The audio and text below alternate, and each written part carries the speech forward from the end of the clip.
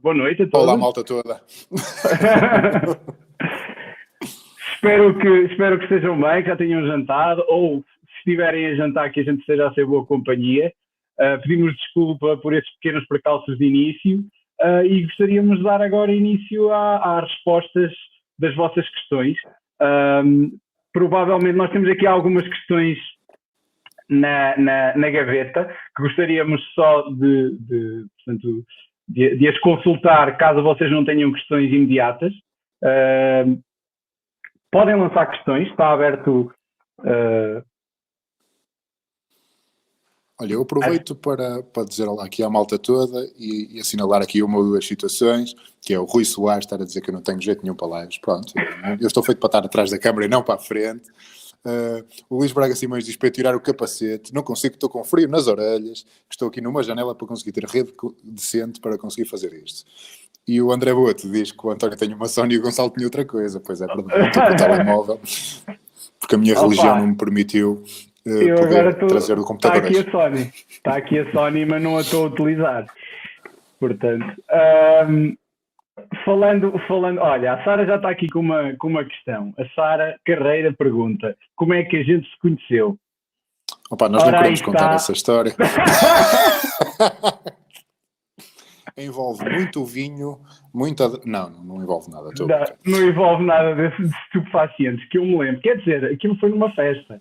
Mas foi uma festa religiosa. Foi uma festa religiosa. Foi uma borracheira com vinho da missa. Não foi o caso, mas foi na rodagem do documentário do Flávio Cruz, que hoje falamos sobre ele. Hoje de manhã falamos sobre ele. Temos a gravar o próximo episódio que vai para o ar na próxima semana, segunda-feira, se tudo correr bem. Exatamente. Ainda esta semana vamos ter um live com o Felipe Dana, que já anunciamos aqui na plataforma. Estamos desejosos de ouvir falar. Acho que será um grande input para todos nós. Eu sou um admirador do trabalho dele, o Gonçalo também. Mas falando novamente da forma como nos conhecemos, esse projeto Herança, que é um projeto documental sobre as tradições no Minho, na zona de Viana do Castelo, no qual, portanto, eu fiz parte da equipa de direção de fotografia e o Gonçalo fez a parte documental ao nível da fotografia. É um projeto que está a decorrer há cerca de 4 anos agora. Já existe um filme, já existem uma série de exposições até à data. Valem a pena consultar. Eu acho que o Flávio é capaz de nos se juntar a nós ainda hoje. Se não, na próxima segunda-feira estará por aí. Eu vou-lhe dizer aí qualquer coisa a ver se ele aparece.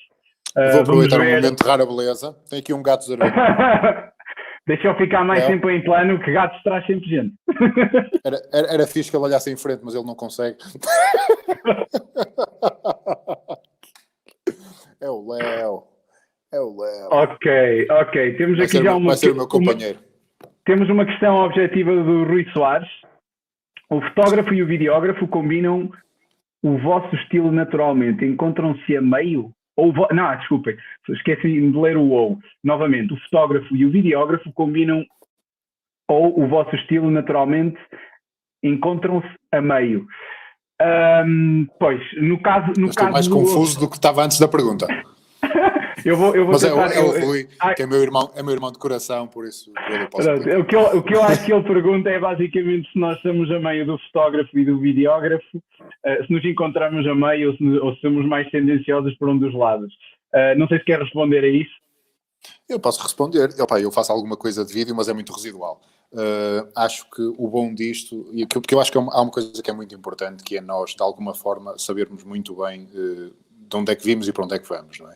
E isso acaba por ser muito importante na forma como nós interpretamos a fotografia e o vídeo, não é? Eu sei que consigo safar vídeo, não é? E tenho gente na minha empresa, naturalmente, a fazer vídeo comigo.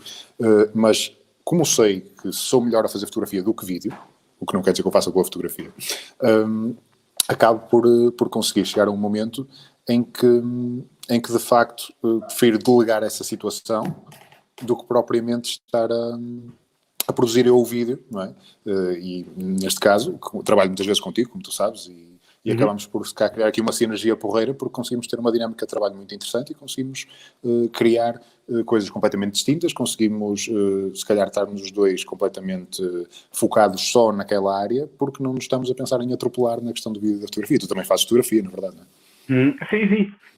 Nesse aspecto eu salto um bocado entre os dois lados, embora aquilo que eu faço hoje em dia, o meu core business, digamos assim, utilizando uma expressão que é utilizada mais recentemente, eu acabo por fazer mais direção de fotografia, isso que tenho vindo a fazer nos últimos 10 anos. Também faço fotografia. Ao nível profissional, a fotografia faço mais ao nível de produto, é o que tenho feito mais nos últimos anos. E depois tenho alguns projetos pessoais. Tenho um projeto que estou a fazer há cerca de 15 anos, a acompanhar uma tradição... O que é que foi? Nada, esquece, passa à frente. É um momento que não vale a pena relatar. Ok. Estava eu a dizer, eu tenho um projeto há 15 anos que estou a acompanhar uma tradição na aldeia de Ousilhão, que fica perto de Vinhais, portanto é distrito de Bragança. Que fica perto de... Tens que andar nisto. E é uma tradição que eu tenho vindo a acompanhar ao longo dos últimos 15 anos. Está ligado aos rituais da máscara e tenho vindo a acompanhar como um projeto pessoal. Já lancei em 2014 uma exposição a preto e branco chamada A Galhofa, mas a minha ideia é daqui um ano, ou até se calhar, quem sabe, este ano, vamos ver com esta situação do Covid-19, poderá ser mais difícil fazer isso.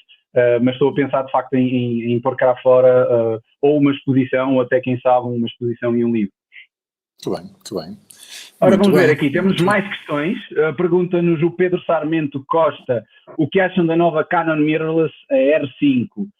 Olha, do que eu li, posso dizer que é um maquinão, que de facto é uma máquina que promete muito. Vamos ver se não é só promessa, se é algo que de facto vem cá para fora da forma que nos é apresentado, porque até agora ainda não existe a câmara materializada, foi apenas um anúncio. Não acredito que seja mentira tudo o que eles dizem, mas como nós sabemos, a falar de Canon nos últimos anos, os motivos para ficarmos contentes ao nível das mirrorless, no que toca ao vídeo, por exemplo, deixaram sempre um bocado a desejar, portanto, ao nível das capacidades. Nesse aspecto temos estado mais bem servidos com marcas como, por exemplo, a Sony ou outras. Não sei se tens alguma coisa a acrescentar, Gonçalo. Eu posso acrescentar, podia usar aquela frase clichê que a malta que usava Nikon aqui há muitos anos atrás, dizia que eu não trabalho com fotocopiadoras, não é? Mas não é isso que eu vou dizer. Não é isso que eu vou dizer. Eu acho que as especificações dessa câmara têm uma potencialidade assustadora. Agora, esperamos a ver, porque eu acho que o interessante das marcas lançarem coisas que sejam tipo com um wow factor muito grande é que depois as outras marcas entram numa guerra saudável para conseguirem fazer melhor que isso, não é? Isso aconteceu no passado, não é? A Canon dominou o mercado durante muitos anos, a Nikon passou a controlar o mercado do full frame e, entretanto, a Sony apareceu, a Fuji apareceu e apareceram uma série de marcas que acabaram por criar uma tendência completamente distinta no mercado, não é? Eu, da minha parte, pareceu-me muito bem, há coisas que são muito interessantes. Agora, daí até ver se há uma necessidade brutal do mercado de 8K, tu has de saber melhor, não é, Moraes? Mas, em boa verdade, são especificações que são um bocado... Faz-me recordar um bocadinho aquela situação de há muitos anos, quando começaram a aparecer as câmaras com muitos megapixels. Sabes? Que era, tu vendias pelo megapixel e não pela qualidade do pixel, não é? E isso é uma coisa que, espero que a câmara seja excelente, não é? Porque isso vai trazer outra abordagem ao mercado e outra cadência de mercado completamente distinta. Acima de tudo, o que pressiona as outras marcas, de facto, a lançarem modelos que estão um pouco na gaveta nos últimos anos e que precisamos deles urgentemente. Neste caso, até estou-me a referir concretamente à Sony A7S III, que é uma câmara, de facto, que está a fazer falta no mercado. Eu já não tinha a minha A7S II, vendia porque estava a pensar que ainda este ano iria sair a A7S III, agora durante a NAB foi cancelada e uma série de eventos foram cancelados.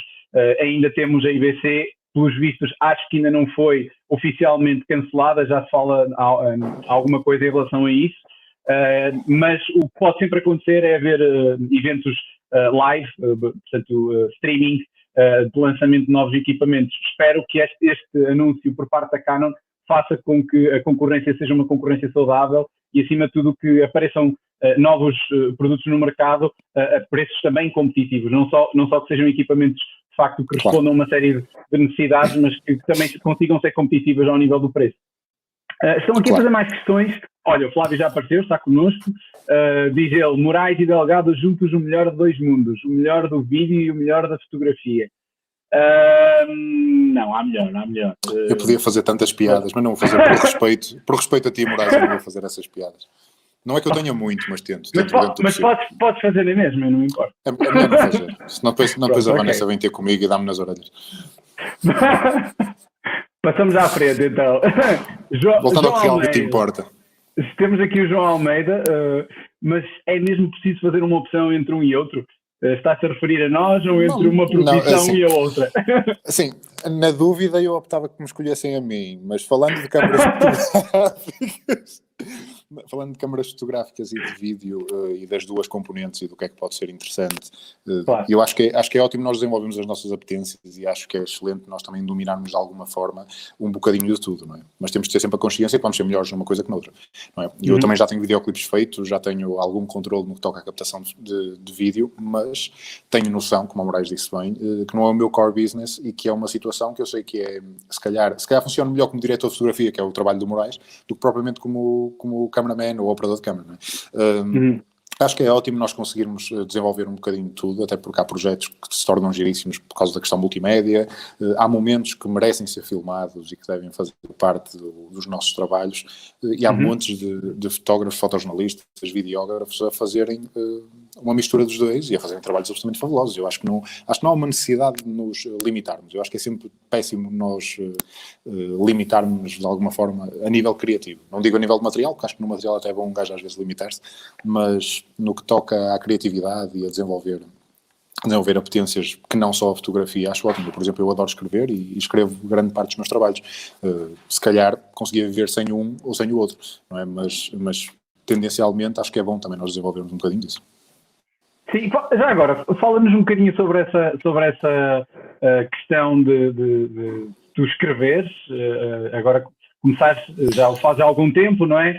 E li recentemente um texto bastante emotivo, um texto que escreveste, sobre essa questão, a situação do Covid-19, sobre o teu trabalho que desenvolveste no Hospital de Braga, penso eu, e de facto o texto é muito difícil. Eu acredito que seria muito difícil um jornalista, ou serias acompanhado por um jornalista, ou então aqui a ponte que há entre as tuas imagens e aquilo que dizes. Não estou contudo a dizer que tu substituis um jornalista. Nem é esse o intuito, atenção, nem é esse o intuito. Nem é esse o intuito, claro. Mas de que forma é que te sentes? O que é que te sentes ao fazer as duas coisas? Para mim é muito simples. Quando eu estou a desenvolver os meus projetos documentais a longo termo, é natural que seja eu a escrevê-los, porque sou eu que tenho o insight da situação, sou eu que me deixo envolver nos projetos e quem melhor que eu, que estou a documentá-lo em fotografia, para poder, nem que seja, dar uma base a alguém que possa escrever, ou eu escrever mesmo. Eu escrevo há muitos anos e acho que não é novidade para quase ninguém que a grande maioria dos meus projetos, para quem conhece, claro, são escritos por mim, mas já tive projetos em que foram outras pessoas que de facto escreveram. Eu gosto muito de escrever.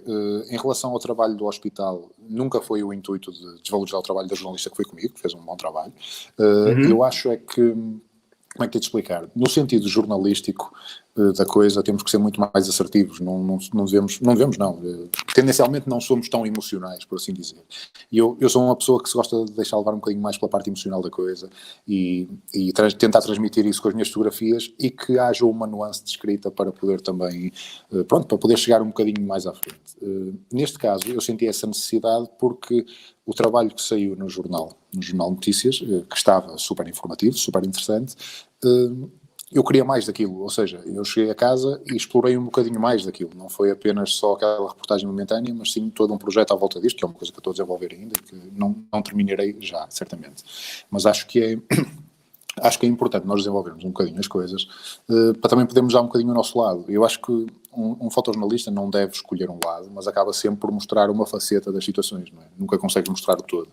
E eu acho que a escrita nisso ajuda muito, tanto nas questões mais jornalísticas como nos projetos mais pessoais e entre aspas, nos devaneios escritos que eu tenho.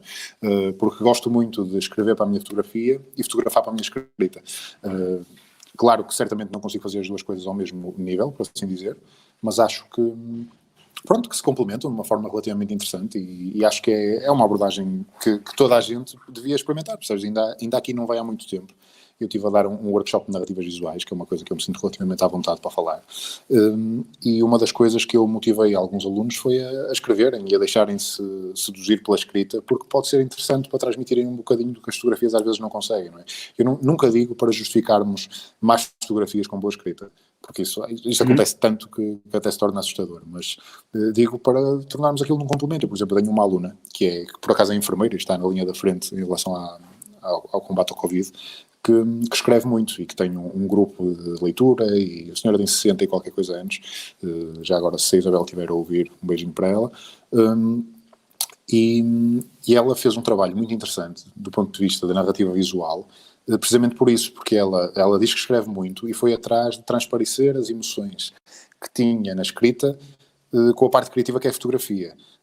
Isso para mim é fabuloso, percebes? Acho que é uma situação em que devemos deixar-nos levar, percebes? E às vezes até pode não correr bem, e muitas vezes não corre bem, mas acho que nós tentarmos, até podemos falhar, mas falhamos melhor da próxima vez, percebes? E até podemos chegar a um ponto em que não precises de ninguém para trabalhar. Eu dou-te um exemplo muito prático de um fotojornalista e repórter que eu admiro imenso, que é o Paulo Nunes dos Santos, que colabora com o New York Times e está a trabalhar na Irlanda, que fotografa e escreve. E é incrível nos dois.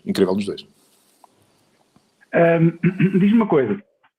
Tu vês no futuro próximo, em situações mais complicadas, em que seja difícil integrar na equipa um jornalista, fazer também isso? Estavas a dizer, de certa forma, aquilo que acabaste de nos dizer vai nesse sentido. Mas achas que é por aí? Achas que isso vai acontecer? Vês isso com bons olhos ou gostaria de ser acompanhado por um jornalista? Eu sou-te sincero. Acho que no caso de um trabalho documental, tu não consegues estar a fazer as duas coisas ao mesmo nível, ao mesmo tempo. Não consegues. Consegues é depois sentar-te e escrever sobre isso. Claro que eu, naturalmente, estou a fazer um projeto, ou mesmo às vezes até em reportagem, quando são reportagens que eu estou a fazer sozinho, levo o meu gravador, levo o meu bloco de notas e vou apontando. Às vezes, quando não tenho, pego no telemóvel e aponto. Já fiz reportagens completas, já fiz reportagens a meias e já fiz só fotografia. Ou seja, eu acabo por aprender muito também com os meus colegas no terreno. Há colegas com quem eu adoro trabalhar, porque a escrita deles bate muito certo com a minha fotografia. E há colegas que naturalmente não batem tanto com o meu tipo de fotografia, como é perfeitamente normal, percebes? Acho que é bom haver também essa variedade, não é? Aqui, se eu acho que consigo substituir, nunca há de ser o meu intuito. Acho sim que tenho uma perspectiva mais de dentro quando estou a desenvolver os meus projetos. Ou seja, numa situação de aperto que, como já aconteceu no passado, um jornalista ter um problema no trânsito e não conseguir chegar a tempo e ser necessário haver de facto uma entrevista, eu chego e faço a entrevista, não há problema nenhum. Percebes? Consigo fazê-lo, porque tenho bases para isso, não é? Eu sou jornalista também, não é? Mas no fundo, não é isso que eu quero fazer. Já me aconteceu, e não vai há muito tempo, na questão das artes e espetáculos, porque nós em Braga temos uma falha, entre aspas, grande no que toca à cobertura de espetáculos. Eu fotografo muitos concertos e muitas situações em que não temos jornalistas disponíveis por 1500 motivos diferentes, não é? E eu assumo o papel de jornalista. Gosto de escrever, gosto de deixar-me levar pela música, gosto de dar os meus palpites, acho que é importante também, é o que eu digo, acho que é importante nós desenvolvermos um bocadinho de tudo para vermos onde é que nos sentimos mais confortáveis. E como tu disse, eu até gosto mais de como aconteceu num projeto que fiz com uma modalidade chamada Street Workout, que é um russo que trabalha cá em Braga, que eu durante 4 anos acompanhei a modalidade e no fim tive uma entrevista de 1h30 com ele, onde realmente soube o resto da história, acabei por fotografar mais uma vez ou duas depois disso, e passei esse bolo da entrevista a um amigo meu jornalista, que compôs a peça, e eu depois limei à minha maneira, naturalmente, e fizemos um trabalho em conjunto de uma maneira um bocadinho fora do normal, percebes? E isso para mim é super interessante, porque faz-me estar mais dentro da história, percebes? E acho que isso é mesmo muito importante. Ok. Sei, nós temos aqui algumas perguntas que eu vou voltar atrás, eu vou só fazer aqui uma... Não aquilo que estavas a dizer é extremamente relevante. Já agora também acabo de fazer aqui a ponte, às vezes as pessoas questionam-se o que é que o diretor de fotografia realmente faz, não é? Portanto, é alguém que trabalha a iluminação, trabalha a câmara, a operação de câmara, os settings de câmara e é o braço direito do realizador numa produção audiovisual, portanto, uma equipa que seja maior, que trabalhe tanto ao nível de ficção, documentário, da publicidade, acaba por ter essas tarefas, portanto, terá que lidar com todas essas questões.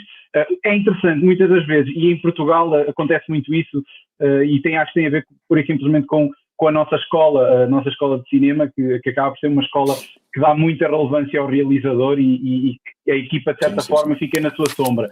Não estou, contudo, a dizer que o realizador não é importante de todo, o realizador é extremamente importante, é o líder da equipa de rodagem, portanto, é quem dirige as tropas, digamos assim.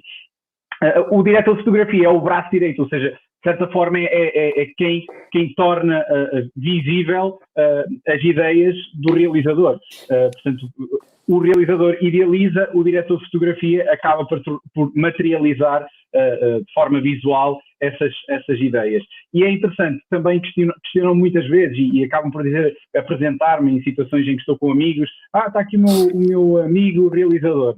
E eu faço questão de dizer que não sou realizador, nem tenho ambição de o ser.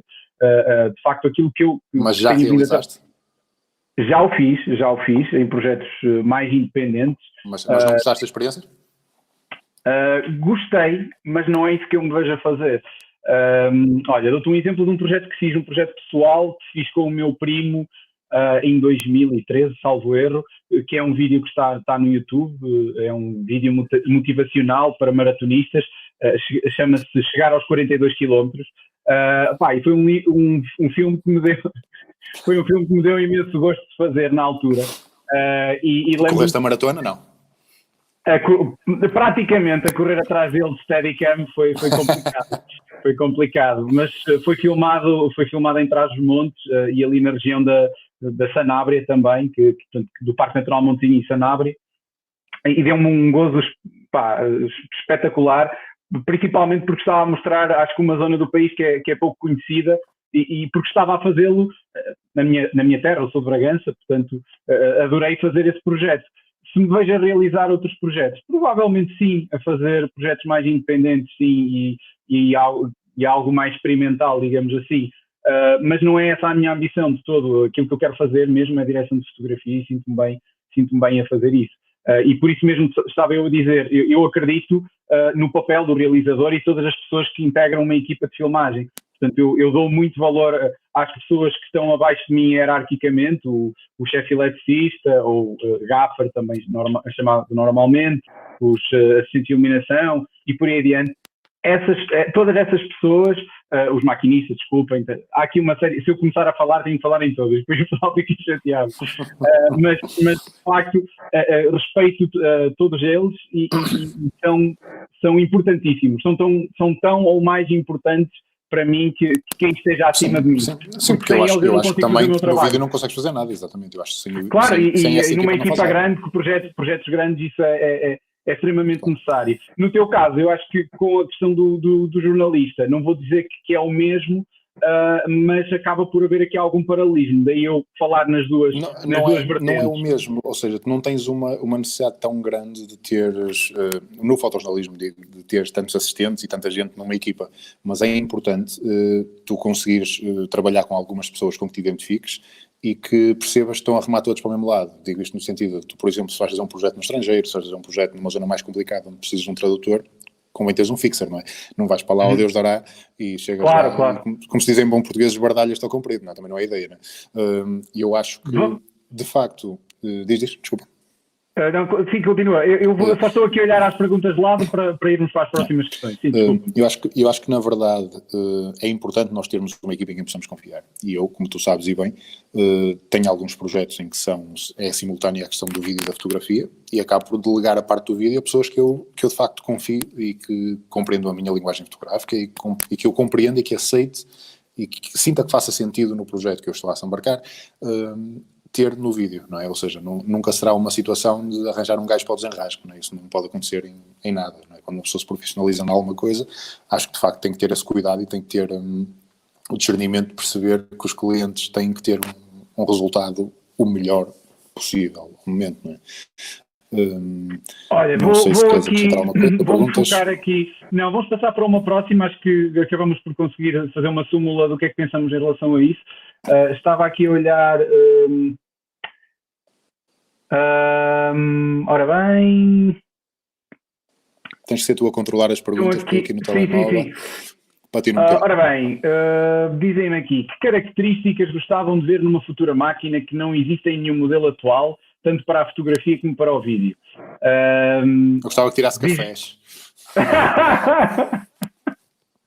Só falta mesmo isso, Não tem, nenhuma tem, e algumas até têm o logotipo da Nespresso. Exato, olha, está aqui. Está aqui. Eu ainda não consegui encontrar o sítio de onde é que sai o café, mas... Não, e há uma coisa que eu gostava muito de ter numa máquina fotográfica, que acho que ia arrebentar completamente com o mercado das memórias, que era uma máquina com memória interna, pá, que tivesse sempre memória interna. Eu acho que era importante. Isso era uma coisa que eu gostava muito de ter, tanto para fotografia como para vídeo. Pá, tu podes ter a possibilidade de ter uma câmera que tem, sei lá, 64 GB de memória interna. Quantas vezes é que já não nos aconteceu nós ficarmos apagados? Tens algumas câmaras no mercado que têm essa memória, ainda que limitada, mas existem algumas, principalmente compactas, com lente fixa, com sensor grande. Existem algumas que têm uma memória 32, acho que tenho ideia que existem com 32 GB, salvo erro. Posso estar enganado, corrijam-me nos comentários se virem que tal. Mas de facto isso que estás a dizer, lembrando-me de uma câmara que foi anunciada na Fotoquina do ano passado, salvo erro, sim, exatamente, do ano passado, que foi da Zeiss, que acabamos por nunca haver materializado, até à data nunca se viu, que é uma compacta gigantesca, tem inclusive instalado o Lightroom.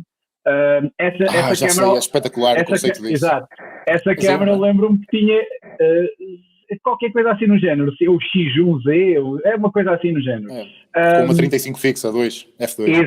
Exatamente. Essa câmera pareceu-me interessantíssima na altura, mas ao mesmo tempo eu olhei para aquilo e disse assim, mas espera aí, eu vou-me focar a tirar a foto ou vou-me focar a editar a foto?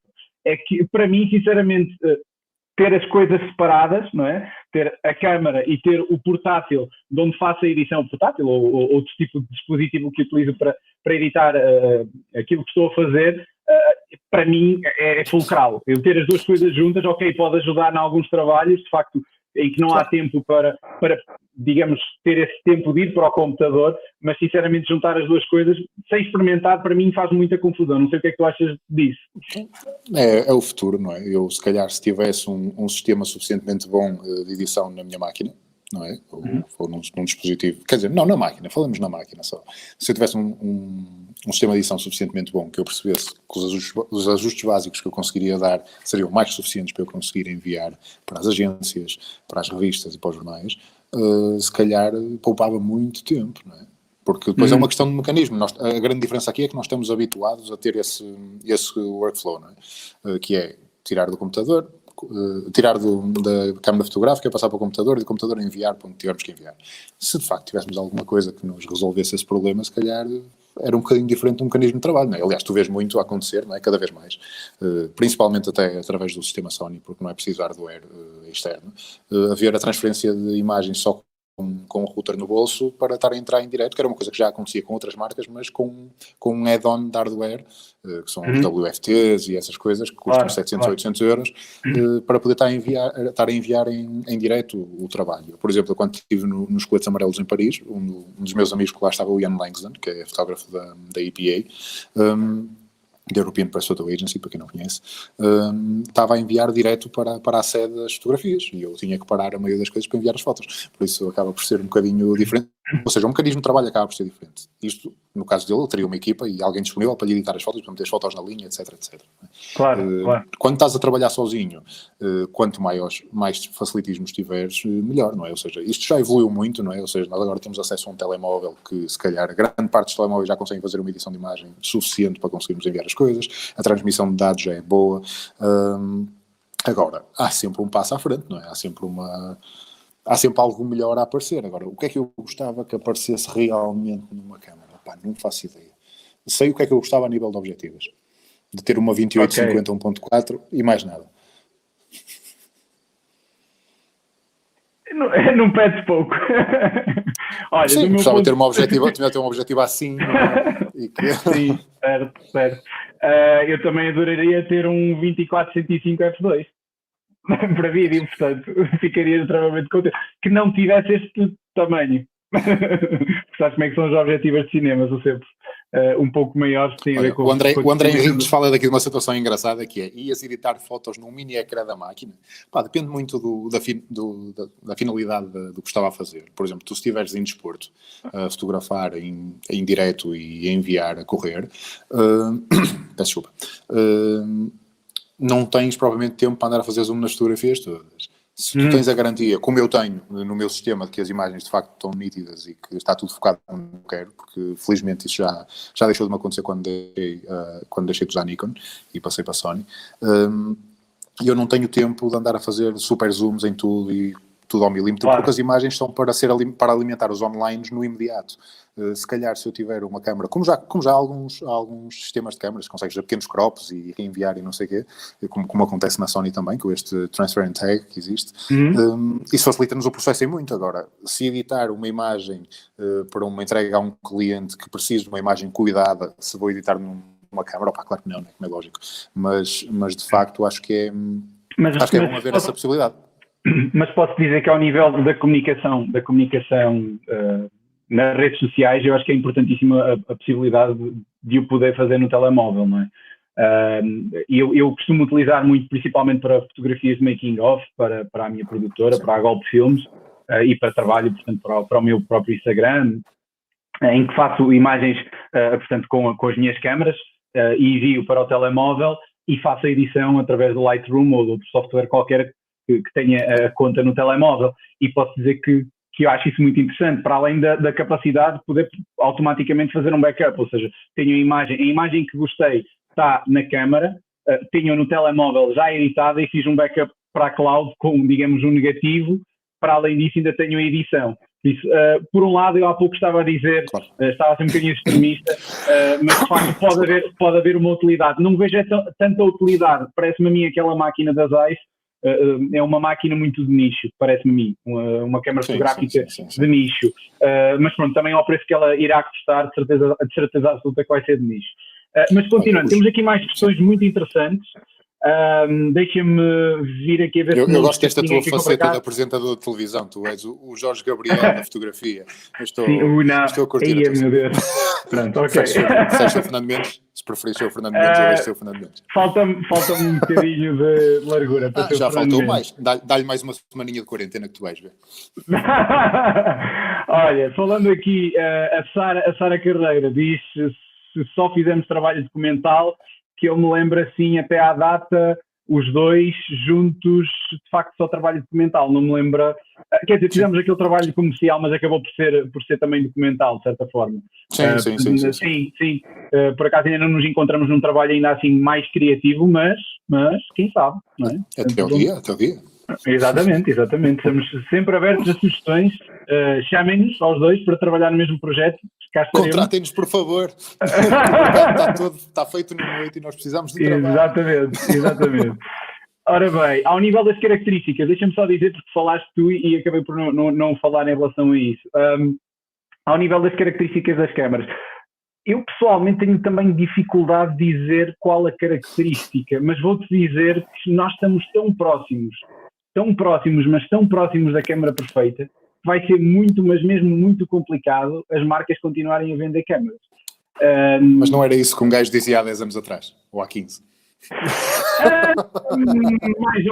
Mais ou menos. Pá, eu adorava em 2005, 2006, na altura que tinha a minha Nikon D2X, eu adorava aquela câmara. Hoje em dia, pronto, não vale a pena falar sobre isso, não é? Portanto, à época eu adorava aquela câmara, mas posso dizer que sempre quis ter uma full frame, e hoje em dia não tenho para além da câmara de vídeo, que é Super 35, todas as outras câmaras que tenho são de facto full frame. Eu tenho uma APS-C em casa, mas é um bibelô, como eu lhe costumo chamar.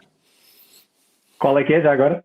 É uma X Pro 1, que é um bibelô, porque aquilo é muito giro, mas não dá para trabalhar. Mas já usei câmaras APS-C e há câmaras APS-C e mesmo câmaras com sensores mais pequenos que têm uma potencialidade do caraças. Sim, claro. Por exemplo, claro. não sei se já tiveste a oportunidade de experimentar esta RX100, a nova, Mark VII da Sony, é uma coisa assustadora, tanto a nível óptico como a nível de sensor, é uma coisa por demais. Estás a falar de um sensor de uma polegada, é um sensor de uma polegada, Sim. ainda é mais pequeno. O que é impressionante é como é que tu consegues ter ali um objetivo a zoom que cobre as distâncias focais que cobre num corpo tão pequeno. Aquilo se conseguisse viver sem a parafernália de acessórios que coloco à volta de uma câmara para trabalho, provavelmente, se calhar quando me reformar essa câmara, provavelmente vai ser uma boa opção, que é para andar com menos peso às costas, não é? Já vais ter uma Mark 25. Exato, provavelmente. Muito melhor. Mas sabes que é engraçado essa desconstrução e falava-se aqui, e acho que o João Figueiredo perguntou aí, se tivéssemos escolher uma câmara e um corpo, o que é que usaríamos, não é? Só isso, única e exclusivamente, e mais nada. E é uma coisa engraçada que se nota muito, principalmente na malta mais velha da fotografia, que começou no filme e que passou para o digital, a regredirem outra vez e a voltarem ao back to basics, como se costuma dizer. Por exemplo, tens um exemplo fabuloso disso, o Don McCullin, que é um veterano de guerra incrível, que neste momento só fotografa com analógico, pelo menos era essa informação que eu tenho, que só fotografa analógico e só fotografa naturezas mortas, que é uma coisa muito engraçada. O Robert Frank, por exemplo, utilizava uma câmara de focal fixa que dava um look muito descartável. Se não me engano, era uma Olympus, daquelas muito antigas, com uma 32 ou uma 35mm, não me recordo. Mas é muito engraçado tu veres isso acontecer. Eu se pudesse escolher, eu andei numa luta durante muitos anos com o 35mm. Não conseguia fotografar com aquilo, achava que aquilo era uma dor de cabeça, não me conseguia orientar. Com a distância focal? Com a distância focal 35mm? Sim, com a 35mm, okay. Exatamente. Só para deixar claro. Atualmente, considero-a completamente imprescindível ao meu trabalho, que é uma coisa muito engraçada. Eu gosto de criar muitos desafios e eu estava a bater ali de lado com aquilo e não estava a conseguir perceber, até começar a perceber como é que se fotografa com aquilo. Se pudesse escolher, ainda assim, escolhi uma 28 1.4 e uma máquina... a máquina acho que não era muito relevante, o que me importava mesmo era a objetiva. A máquina, por exemplo, a 9.2, uma das máquinas que eu tenho, chegava-me perfeitamente para os próximos 20 anos. Acho que era isso. Por isso é que eu digo, está cada vez mais complicado, mas ao nível do vídeo, se eu pedisse algum feature, acima de tudo, aquilo que eu sinto falta neste momento é não se cortar a coisas quando mudamos, por exemplo, de frame rate ou de resolução, quando estamos a gravar, ou seja, por exemplo, saltamos de 25 para 100 ou para 200 ou o que quer que seja, não nos ser limitado à resolução, por exemplo, ou o bitrate, ou seja, a robustez do ficheiro que estamos a utilizar. O ideal para mim seria ter uma câmera que tivesse os 10 bits 422 internos. Já ficava contente com isso, digamos com um package muito semelhante a este, se fizesse internamente 10 bits 422, 4K até 60p, já ficaria muito contente. E com o autofocus, de facto, estas câmaras têm, que é brilhante mesmo ao nível do vídeo. Portanto, para quem diz, e nós falamos nisso no último episódio, e isto é uma extensão desse episódio, acho que é importante também falar nessa questão do autofocus. De facto, para mim o autofocus no vídeo, até há bom pouco tempo, era algo que eu não olhava com bons olhos, principalmente porque venho de uma escola em que o foco se via sempre, ou achava sempre que o foco deveria ser à mão. Porque estar a delegar isso a algo que é automático podia correr muito mal e em ficção, em publicidade, nós não nos podemos dar ao luxo, desculpem, de falhar o foco, ou se o falharmos tem que haver um motivo, ou foi o ator que falhou a marca, ou o focus puller falhou a marca, ou o operador de câmera moveu-se ligeiramente, portanto tem que haver um motivo plausível, não pura e simplesmente dizer, olha, não foi a câmera que não focou. Foi a câmara que não foi lá com o foco. E hoje em dia isso mudou completamente. Portanto, desde que o Face Detection e o Eye Detection portanto, está implementado nestas câmaras. E acho que há aí uma questão do José Carlos Carvalho a falar precisamente disso, do iFocus. Sim, já lá vamos. Sim, ao nível do... Eu, em relação a isso, se calhar íamos só pontuar aqui, estamos a falar muito técnico, eu também gosto de falar um bocado deste lado do behind the scenes e o lado mais filosófico do nosso trabalho, que também é importante, não é? E também para não aborrecer, tanto há aqui, se calhar nem todos são gearheads, não é? O pessoal que só pensa no equipamento, e há aqui uma questão que eu acho relevante, e até houve outras pessoas que comentaram nessa questão, a Vanessa Rodrigues questiona: tanto o fotojornalismo como o cinema documental exigem respostas intuitivas de registro decisivo do momento. É tudo muito célere, com atenção ao momento. Exige muita experiência. Falem-nos de um momento específico que vos tenha marcado, em que se deixaram levar pela intuição e pela experiência e ficaram surpreendidos com o resultado. Se calhar, podias dar aí o teu input? É uma boa questão. É uma questão é uma questão complicada, profunda. Nem é questão da profundidade. Eu acho ótimo que as pessoas consigam também fazer questões não tão básicas, não é? E no fundo, os momentos são o que são, e eu acho que é mais importante, e vale o que vale esta opinião, mas acho que às vezes é importante nós sabermos não disparar. Ou seja, a questão do momento que ficámos admirados por ter corrido tão bem, acontecem muitos. Situações em que não tens ponta para onde se lhe pega e que acabam por sair bons resultados, situações em que estás com uma expectativa brutal e sai completamente ao lado, isso também é uma surpresa, não é? Ficas sempre surpreendido para o bom ou para o mal. E eu acho mais interessante levar a coisa pelo outro lado, que é, acho que há momentos que não devem ser fotografados. Acho que há, ou seja, eu como é natural, e nestes anos todos, não é, que já lá vão 15 anos, tive momentos em que tive muito mais sangue na guerra, por assim dizer, do que o que tenho agora. Não é? Acho que nós às vezes deixamos-nos levar por esse intuito, por essa adrenalina do momento, pelo stress do trabalho, e aí é que eu acho que também, em parte, o stress também é uma altura onde se vê bem quem é que são os bons e os maus profissionais, não é? Porque um bom profissional em stress consegue entregar trabalho, não é? Um mau profissional em stress esguardar esse comprido, não é? Mas acho que é muito interessante do ponto de vista de nós sabemos também um bocadinho quais são as nossas limitações e o que é que queremos ou não fotografar. E como estava a dizer, eu durante muitos anos tive muito sangue na guerra e acreditava que as fotografias valiam tudo. Às vezes não é bem assim. Acho que nós devemos saber quando pousar a câmera, devemos saber quando não fotografar, e aí acho que há situações que são de facto muito complicadas de fotografar, e eu infelizmente já tive algumas delas, mas acho que há situações que se calhar não são tão complicadas de fotografar, mas que são tão sensíveis, que é preciso uma pessoa saber pousar a câmera. E isso para mim acho que foi a maior aprendizagem que eu tive, e a maior surpresa que eu tive nestes anos foi descobrir que o tipo de fotógrafo que eu queria ser, percebes? Ou seja, não ser aquele fotógrafo, porque é perfeitamente legítimo aquelas pessoas que fazem o chamado hard news, raw photography, não é? Ou seja, aquela coisa de ação muito direta e que vale tudo, e tem sido alvo de conversa nos últimos tempos. Mas eu descobri que tenho uma faceta mais, chamemos-lhe sensível um bocadinho, e que prefiro às vezes não dar determinadas imagens para não ferir suscetibilidades, para não desrespeitar ninguém, porque é o que eu digo sempre, e nós ainda hoje à tarde falámos disso, e irá sair um episódio em breve onde podemos também esmiuçar um bocadinho isto que estamos aqui a falar, que é, às vezes, não vale tudo para fazer uma boa fotografia, não é? Às vezes temos que ter o distanciamento suficiente para perceber que não queremos ver os nossos pais. Estamos a ficar com problemas, Gonçalo, aí na tua net. Deixamos de te ouvir neste momento. Não te estamos a ouvir.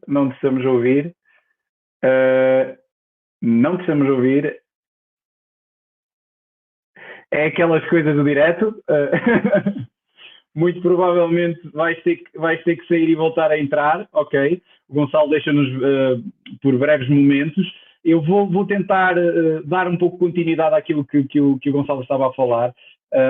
Eu, nesse aspecto tenho alguns momentos na minha curta carreira em que de facto acho que tive sorte de os captar, e às vezes são as pequenas coisas que fazem a diferença.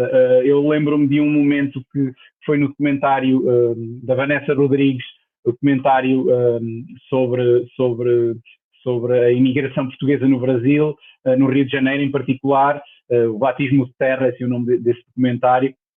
Eu estava a filmar um plano no telhado da Igreja da Lapa. Isto eram provavelmente umas 11 da noite, meia-noite, provavelmente à volta disso. Tínhamos ido buscar umas câmaras que estavam a fazer time-lapse, e decidimos fazer um plano. Estava tão bonito à noite e tínhamos um céu tão limpo que decidimos fazer um plano dali do telhado em gimbal com a A7S, e lembro na altura estava a fazer o plano, estava a fazer um movimento, um dolly-in, e chego ali a um momento em que vejo uma estrela cadente entrar em plano. Eu não estava nada a contar com aquilo. A minha reação, por um lado, foi quase estremecer, porque não estava à espera e não achava o que é que está a acontecer, não é?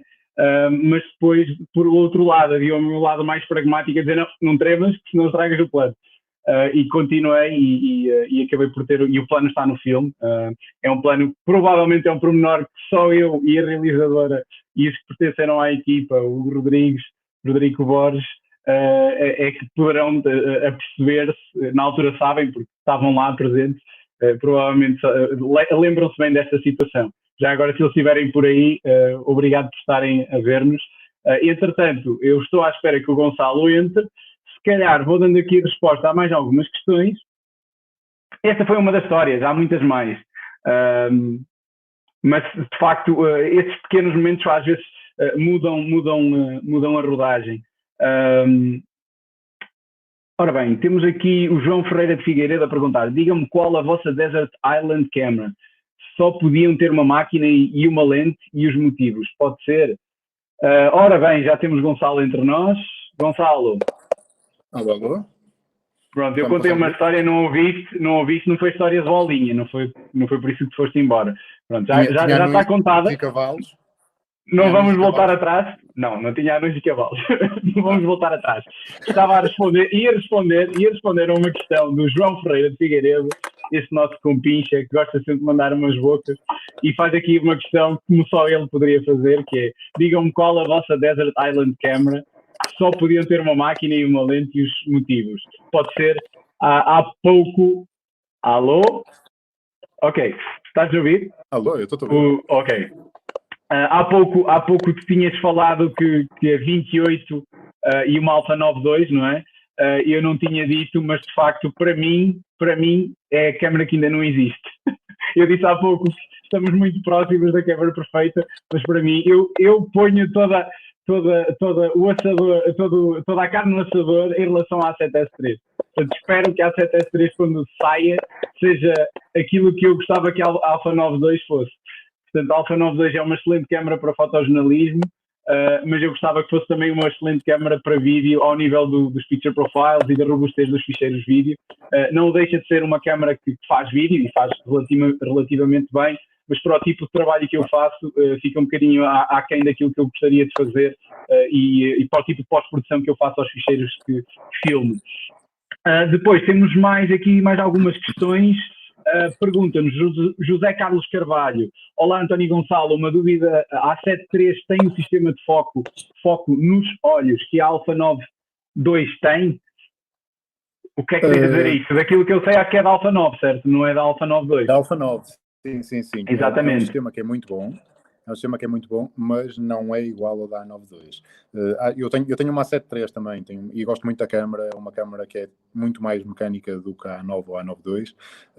É uma câmara que me dá muito gosto de fotografar, porque principalmente quando só tinha a A9, porque de alguma forma colmatava-me aquilo que eu achava que fazia falta à A9, que a A9 já tem 3 anos neste momento, não é? Que era a parte mecânica. Sendo que é uma máquina super desenvolvida a nível eletrónico, a A9 a nível mecânico não era tão desenvolvida como a A7 III, que acabou por sair 2 anos depois, salvo erro. O foco ocular é transversal a toda a linha da Sony, desde a A7 III, a R3, R4, A9 e A9 II. Exatamente. Agora, se os resultados são idênticos, acho que na vida real, como eu costumo dizer, porque acho que isso é muito importante, na vida real acho que não se nota muita diferença. Acho que se nota alguma diferença em certas situações, porque a A7 III de facto é uma câmera que tem um sistema de foco espetacular, mas não é tão bom como a da A9. Não é tão bom como a da A9 II. Eu acho que tem a ver principalmente com a questão da capacidade de focar com menos luz que a Alpha 92 tem em relação à Alpha 7 III. Portanto, o sistema de autofoco que está na Alpha 92 é o que está nesta câmera, na Alpha 92, é o que está também na Alpha 7R4. Tenho ideia disso, certo? Diz-me se estou errado, tenho ideia que sim, são o mesmo. Obviamente que o comportamento na Alpha 92 será refinado para o fotojornalismo, ou seja, para a fotografia da ação. Portanto, naturalmente, a esse nível comportamental será mais rápida, por exemplo, que a Alpha 7R4.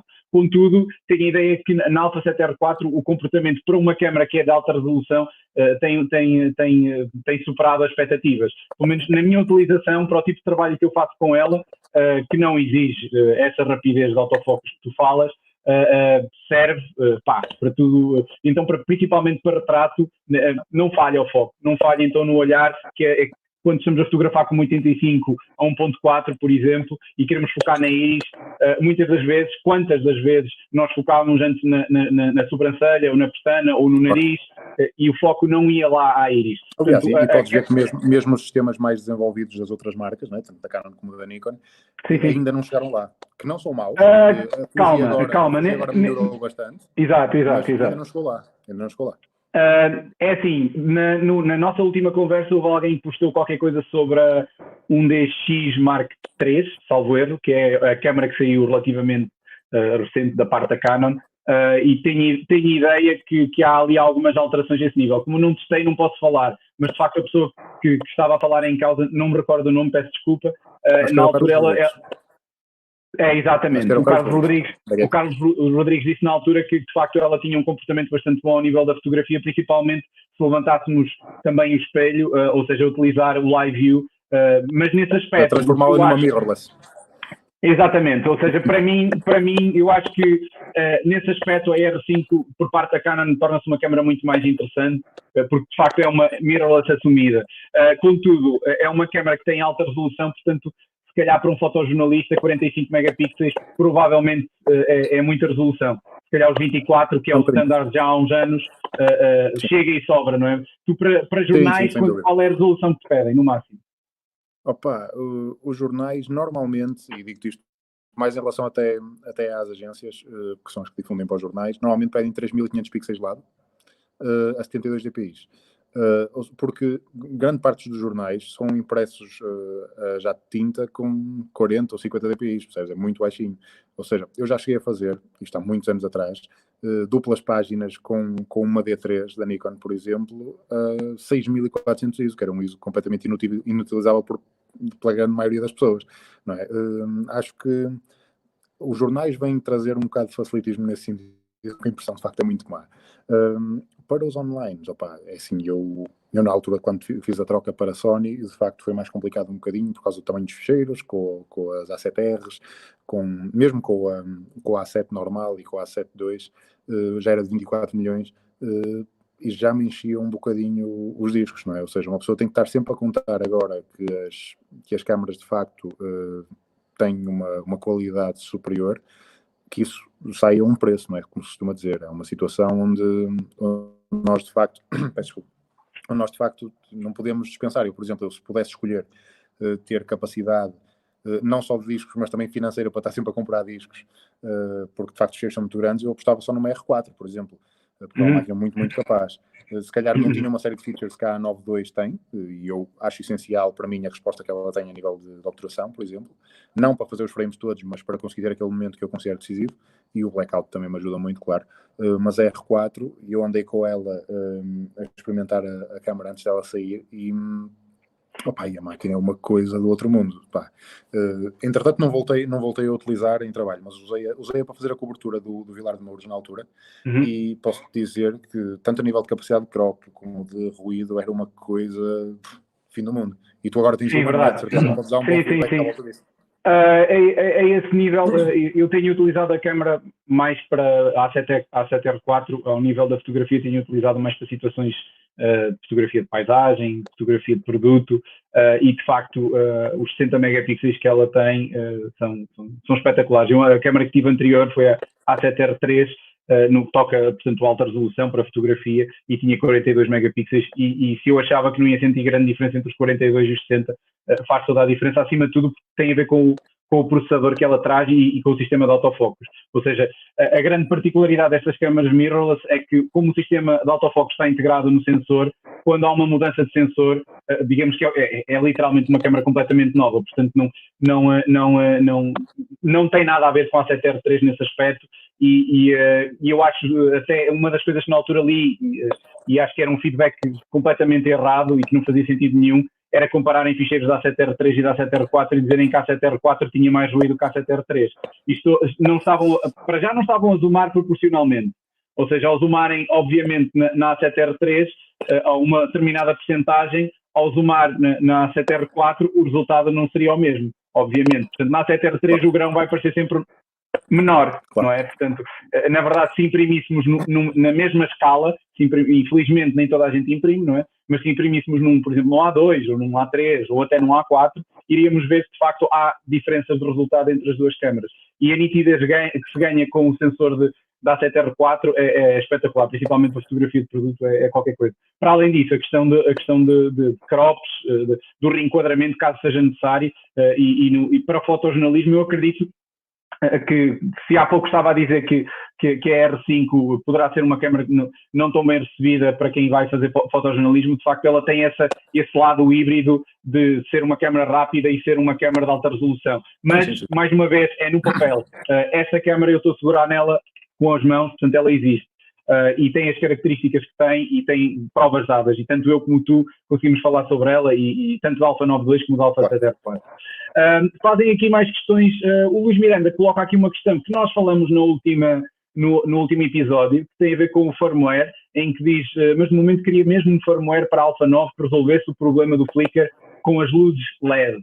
Ora, ao que sei e do que nós sabemos em relação a essa questão dos firmwares, não sei se está alguma coisa planeada para a Alpha 9, não sei se ele aqui ao dizer Alpha 9 se estava a referir ao modelo 1 ou ao modelo 2. Há aqui uma coisa muito importante ressalvar, a questão do flickering é uma questão mecânica, ok? A 9.2 saiu agora com firmware que melhora essa questão do flicker em eletrónico, mas o problema que a 9 tem, que não é um problema, é a normalidade de uma câmara mirrorless em relação a luz LED. Desculpa-me só corrigir, quando dizes mecânica, não estás a falar na verdade de hardware, não estás a falar de mecanismo, de cortina mecânica. Estás a falar de hardware, só para deixar isso claro, porque senão depois o pessoal pode pensar que estás a te referir à cortina mecânica, que aqui não queria esse problema do flicker, mas é assim a obturação eletrónica. Sim, desculpa. Exatamente. Tanto quanto sei, nós temos uma dificuldade, e é transversal a quase todas as câmaras mirrorless, em lidar com os LEDs. Eu, por exemplo, normalmente, quando estou a fotografar espetáculos, e se vejo que estou a ter alguma dificuldade, passo automaticamente para o obturador mecânico e acabo por conseguir colmatar a grande maioria dessas situações. Claro que tenho que andar a fotografar obturações mais lentas para conseguir, mas nas DSLRs isso também acontece, em boa verdade. Sei que em relação à A9.2, não em relação à A9, mas em relação à A9.2, chegou agora um firmware que de facto vem mudar um bocadinho o paradigma do que é o controle anti-flickering em relação ao eletrónico. O Luís Miranda dá aqui o input que era em relação à Alpha 9.1. Sim, continua, desculpa interromper. Tem a ver com o que estavas a dizer. Claro. Em relação à Alpha 9.1, eu também já sofri um bocadinho com essa situação. Acontece-me, por exemplo, com alguma frequência em placares eletrónicos em desporto. Naqueles anúncios que aparecem à volta dos campos de futebol e coisas desse género, às vezes tenho um anúncio cortado, que eu até agradeço, em boa verdade, mas é uma situação que eu acho que tem um bocadinho a ver com o acompanhamento e a evolução das câmaras, porque naturalmente na altura em que sai uma A9 com a velocidade de processamento que ela tinha, algum defeito ela havia de ter, como se costuma dizer, não é? Eu estou muito satisfeito com a câmara, mas de facto isso é uma pequena falha, por assim dizer, que não é uma falha, porque é transversal, como sabemos até, em todas as mirrorless até à data do lançamento da câmara, e entretanto as coisas melhoraram, e como eu sempre disse, a A7 III era uma máquina que, aliás, a máquina perfeita para mim na altura seria uma A9 com as capacidades mecânicas da A7 III. Então se a A9.2, que é exatamente isso, é uma máquina que faz os 11 frames em mecânico, em uma série de situações que não resolve essa questão do flickering montes de vezes. Mas fala só a título de exemplo, está aqui esse tal novo, não sei se vocês conseguem ver, tem ali aquele novo menu que não existia no firmware anterior, portanto no 1.1, agora estamos no 2.0. High Frequency Flicker, que vocês veem ali. Se eu o ativar, vocês têm ali dentro Variable Shutter e Variable Shutter Set. Portanto, se eu carregar e colocar em On, e eu agora vier à minha roda, que vocês conseguem ver, já agora vou colocar isto em fotografia, que é para ser mais fácil vocês verem os ícones. Ok? Vocês conseguem ver a velocidade de obturação a mudar em pequenos incrementos. Ok? Ora, isto é extremamente útil, como também o Luís Miranda referia e estava a pedir que acontecesse na Alfa 9. É extremamente útil nas situações de flicker que estavas a falar, principalmente em espetáculo, e eu filmo bastante espetáculo, e eu gostaria que este firmware não só fosse para a Alfa 9.2, mas que transitasse para, pelo menos para os modelos de topo. Claro que se fosse para os outros modelos seria espetacular, e acho que é algo que não faz sentido não termos, porque não existem as limitações mecânicas que existiam anteriormente. Portanto, isto tem a ver pura e simplesmente com software no que toca a estas câmaras de mais recente geração, principalmente porque os processadores e os sensores são mais rápidos a fazer a leitura, digamos assim. Temos aqui mais algumas questões. Nós já estamos há 1h09 a falar.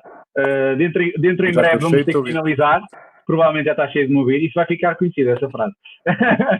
Mesmo. Porque vocês não sabem, mas nós vamos confessar aqui uma coisa. Nós temos andado a gravar os 9 episódios e tudo o que há para correr mal, corre. Câmaras a ficarem sem bateria, microfones a ficar sem bateria, luzes a ficar sem bateria. No fundo fica tudo sem bateria, nós não somos nada. Fica tudo sem bateria porque o problema é que nós falamos pelos cotovelos. Ou seja, nunca falamos. Acho que já deu para perceber. Pronto, já deu para perceber. Em parte agradeço imenso vocês estarem todos aqui a ver-nos, mas lamento imenso o secão que às vezes nós podemos dar numa coisa que podia ser respondida em 3 microsegundos e demoramos meia hora. Temos aqui mais algumas questões que eu acho que podem ser interessantes de trazer para a mesa. Ok, o Luís Miranda fala na questão, dando continuidade àquilo que estávamos a dizer há pouco, da tendência dos LEDs. De facto é essa a tendência. O André Almeida diz que toca a imprimir na Color Photo. Grande colega André. Grande André, sim senhor. Eu tenho uma história muito boa para contar sobre o André. Há um dia qualquer que eu fui comprar um backdrop à Color Photo para fazer uma sessão de retrato que tinha que fazer, inclusive é o backdrop que está no meu estúdio. Curiosamente também faço algum trabalho de estúdio. Não tanto quanto deveria, se calhar. Mas eu não conseguia meter o backdrop no Mercedes de um amigo meu que foi comigo buscar o backdrop. E ele teve a amabilidade de me serrar o backdrop para ele caber dentro do carro. Resultado, eu tenho um backdrop assim. Claro. Eu vou-te dizer, backdrops, o preto e o branco. Se há coisa que nós somos bons em Portugal é nos enrasques. Sim. Não há pai para nós. Lá fora valorizam isso. Nós cá dentro, porque vemos isso como dado adquirido, acabamos por até ver isso com maus olhos, não é? E acabamos por dizer, não, eu não vou desenrascar, eu tenho que fazer isto de forma profissional. Não posso ir por aí. Quantas vezes eu já pensei assim e acredito que tu também tenhas pensado assim. Num comentário que eu estou a ver do Carlos Rodrigues, um grande abraço para ele, que somos muito amigos. Carlos, agradeço imenso, de facto, o teu input, e temos, em boa verdade, nós também aprendemos um bocadinho com o que estamos a fazer, naturalmente, e tivemos até agora a falar imenso sobre outras marcas, para também não ficarem a achar que isto é um carimbo, que não é todo esse o intuito, e que queremos mostrar também um bocadinho de polivalência e conhecimentos no que toca às outras marcas, e também não ficarmos presos aqui apenas à questão da Sony, apesar de ser naturalmente a marca que nós usamos e a marca que se calhar é a marca em que nós mais confiamos, por assim dizer, não é? Sim, não, é que estamos a utilizar, e há muita gente que me pergunta, com tantas câmaras que existem no mercado e com aquilo que está a aparecer, como é que tu decides por uma marca em específico? Uma das primeiras coisas que eu penso é a questão da fiabilidade. A fiabilidade é importantíssimo. Existem câmaras interessantíssimas a preços muito interessantes no mercado atualmente, que o que acontece, no geral, ao nível de feedback, é precisamente essa questão, a fiabilidade. Nós profissionais, nós que trabalhamos e que estamos a ser pagos por isso e que não podemos falhar no set, tanto ao nível da fotografia como ao nível do vídeo, nós temos que garantir que quando ligamos a nossa câmara, ela vai trabalhar. Porque senão, de outra forma, todo o dinheiro que gastamos nela, por pouco que seja, de repente vai parecer muito. Portanto, a fiabilidade eu acho que é... Por muito que seja, eu costumo dizer... Ou por muito que seja, também. Em bom português, anda a foder dinheiro há anos, não é? Em bom português é assim que se diz. Não vamos fazer essas contas agora, pois não? Não vamos fazer isso. Não, de todo. É para nos chatearmos, é para não termos direito de noite. Aliás, há uma velha máxima que diz que se tu tiveres um filho e não queres que ele se meta na droga, digo-lhe para apostar em fotografia, porque ele não vai ter dinheiro para comprar a droga.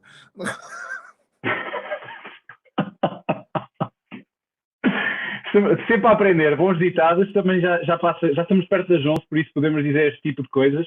Na próxima tenho que acrescentar uma bolinha. Já passou a hora da bolinha. Pois, segurar aqui assim. Devia ter uma bolinha, esqueci-me da bolinha, peço imensa desculpa. Ora, há aqui mais algumas questões, deixem-me ver. Diz aqui o Paulo Sérgio Pereira: o novo câmara remote SDK só dá para a Sony Alpha 9 II e a A7R4. É de esperar, é de esperar que passem para os modelos antigos. Neste momento, nós não somos as pessoas provavelmente mais informadas desse nível. Mas sim, o SDK portanto, é aquilo que permite programar para essas câmaras, por exemplo, acessórios terceiros. No caso, não faço a mínima ideia se vai ser possível fazê-lo para câmaras mais antigas, mas provavelmente a Sony estará-nos a ouvir, ou outros fabricantes podem nos estar a ouvir, e será interessante lançar esse desafio. Porque não também ver isso à imagem daquilo que outras marcas fazem e que fazem de facto esse prolongamento dos updates de firmware mesmo para modelos mais antigos.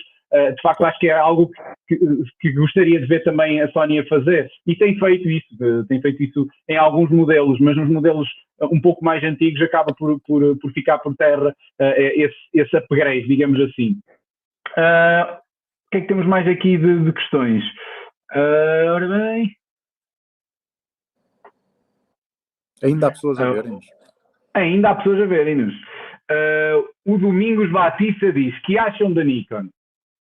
Já falamos na Nikon hoje, certo? Eu posso dar uma opinião muito sucinta em relação a isso. Eu trabalhei com Nikon 14 anos, ou 13 anos. E gostei muito, mas se fiz a transição não foi à toa. Porque eu estava um bocadinho cansado eu só usei muitas câmeras da Nikon, mas as flagships principalmente eram muito pesadas. E eu conseguia, por uma fração do preço, e comparando, por exemplo, uma A9 na altura a uma D5 ou D4S, que era o que havia na altura, eu conseguia, por uma câmera mais barata, ter melhor performance que a Nikon. Eu mudei o meu arsenal todo, do 14mm até o 400, todo. E isso, são decisões que cabem a cada um,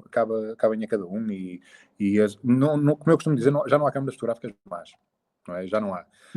Eu tomei esta opção e gostei muito da marca e tinha objetivas muito boas, inclusive algumas objetivas analógicas não, neste caso antigas, de vidro mais antigo, que eu ainda hoje uso porque gosto muito do caráter delas, já falámos disso várias vezes.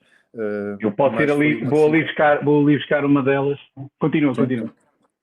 E acabou por ser uma decisão muito ponderada da minha parte, apesar de ter feito a troca, percebes? Porque a verdade, e essa lente que o Moraes tem na mão, que eu já reconheci... Digam lá que isto não é bonito. Claro que é. O vidro é fabuloso.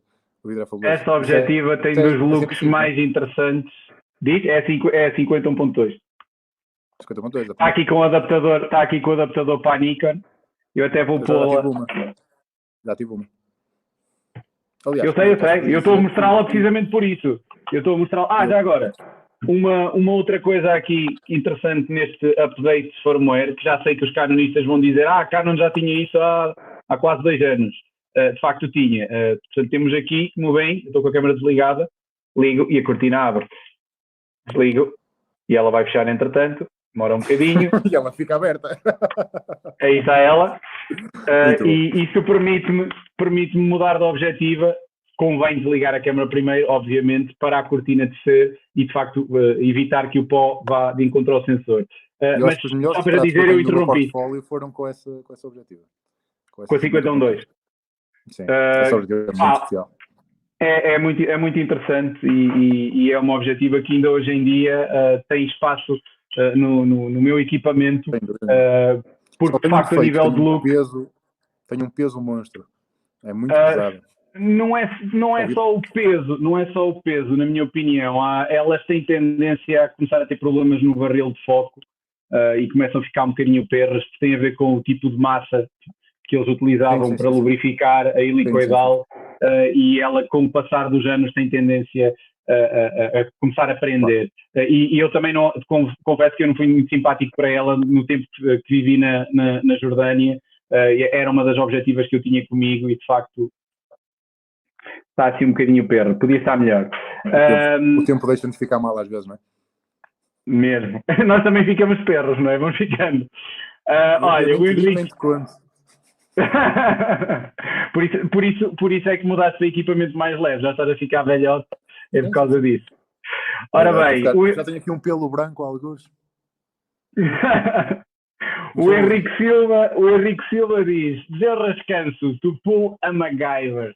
Sim, senhora. Outra expressão para o ponto de fotografia e vídeo. Obrigado, Henrique. Vamos utilizar a miúdo, sempre possível.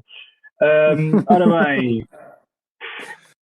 Eu tenho algumas que podia usar, mas acho que é melhor não fazer para não ferir suscetibilidades. Ora bem, está aqui o Rui Bandeira. Obrigado, Rui, por estares connosco ainda. Diz ele, então se a fiabilidade é Canon, a minha 5D Mark II ainda está para as curvas e farta de andar aos tombos em festivais. Nada a dizer em relação a essa câmera, que de facto é um workhorse. Eu só tenho uma coisa a dizer em relação a essa câmera. A única coisa que eu tenho a dizer é que não foca.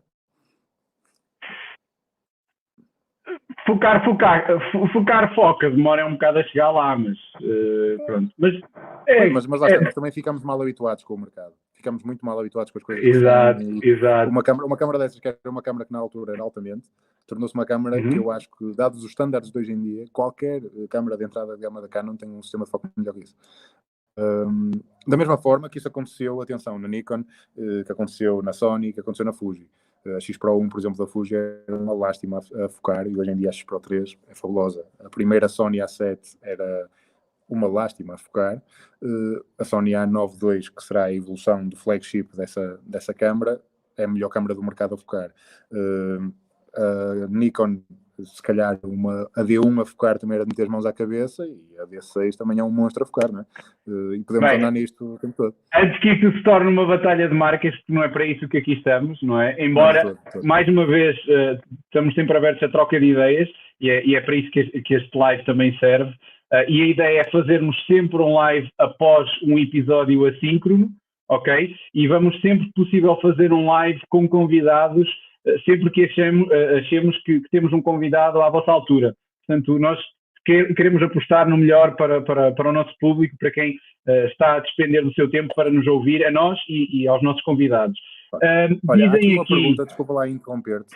Há aqui uma pergunta do José Carlos Carvalho, então, que diz: um desafio, o que comprar com 3.000 euros, corpo e lente zoom? Isso é assim de cabeça. Começa tu. O que comprar com 3.000 euros? Com 3.000 euros. Esta pergunta já é um bocadinho antiga, não sei se o José Carlos ainda nos está a ouvir. Olha, espero que ele esteja entre nós, ainda há muita gente que se mantém. Pronto, mas nós vamos responder. Basicamente, eu neste momento, se fosse o line-up da Sony, a A7 III, sem dúvida alguma, com provavelmente a 24-105 f4. Acho que essas duas câmaras, essa câmara com essa objetiva faz um excelente par. E tu sabes disso porque já utilizaste, certo, Gonçalo? E se falarmos de Sony, falando de outras marcas, Canon, não tenho atualmente uma grande experiência com as câmaras mirrorless, da Nikon e da idem aspas. O que é que tenho assim mais recente?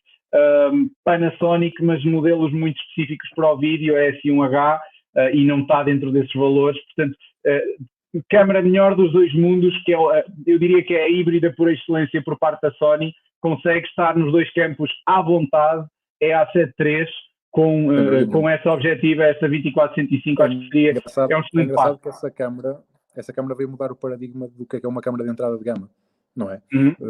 É uma câmara que tem montes de capacidades de uma A9, o mesmo sensor da A9, um processamento bom, não tem o mesmo processamento de cor da A9, mas é fabuloso a mesma.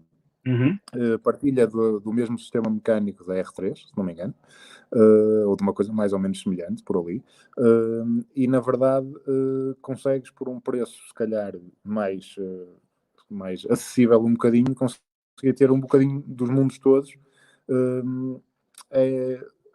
neste caso a um preço relativamente simpático, é o que eu digo. O que é que eu acho? Acho que no meu caso, se eu tivesse que escolher valores de 3.000 euros, lente zoom, que era uma coisa que eu não faria, mas compreendo que o façam, não é? Porque também traz uma versatilidade muito importante ao nosso trabalho. Eu apostaria, por exemplo, em uma A9, porque ela está barata neste momento. Vai entrar em ruptura de stock, naturalmente, não é? Porque saiu a nova, e apostar numa lente de outra marca, por exemplo, uma Tamron 28-75, que é uma lente relativamente barata. Se eu pudesse apostar em lentes fixas, compraria uma A9, uma 28-2 e uma 85 1.8, que são foi as duas objetivos com que eu comecei a trabalhar a nível de autofocos com a Sony. E posso-vos dizer que acho que nunca me deu tanto gozo trabalhar com uma objetiva como uma 28-2, que é uma lente minúscula, é uma lente que tem os seus defeitos a nível óptico, tem um bocadinho de barril bastante pronunciado, mas que a nível de nitidez é brutal, a nível de cores é espetacular. E aí estamos a falar de uma lente muito barata, uma lente que, salvo erro, não chega aos 400 euros. Acho eu. Sim, eu estou-me a rir porque o Pedro Costa, como sempre, está a mandar aqui uma boca que é: a lente é o que vê. Ora, muito bem, um objetivo é o conjunto de lentes. Pronto, já sabemos isso. Ok, obrigado pela correção. Referimos-nos várias vezes ao objetivo em função de uma lente. Há tudo. Pedro, Com a próxima, a gente tem cuidado com isso. Peço desculpa. Portanto, diz aqui: lentes zoom são para preguiçosos. Diz ele. O que é que tens a dizer disto? Se calhar não vamos dizer muito, porque no próximo episódio vamos falar sobre isso, certo? Pois é. Não vamos falar sobre isso. Vamos deixar para outro. Nós não conseguimos ter o elemento de surpresa aqui. Mas em parte é verdade, sabes? Em parte é verdade. Eu acho que as lentes zoom trazem o nosso lado mais preguiçoso pelo facilitismo.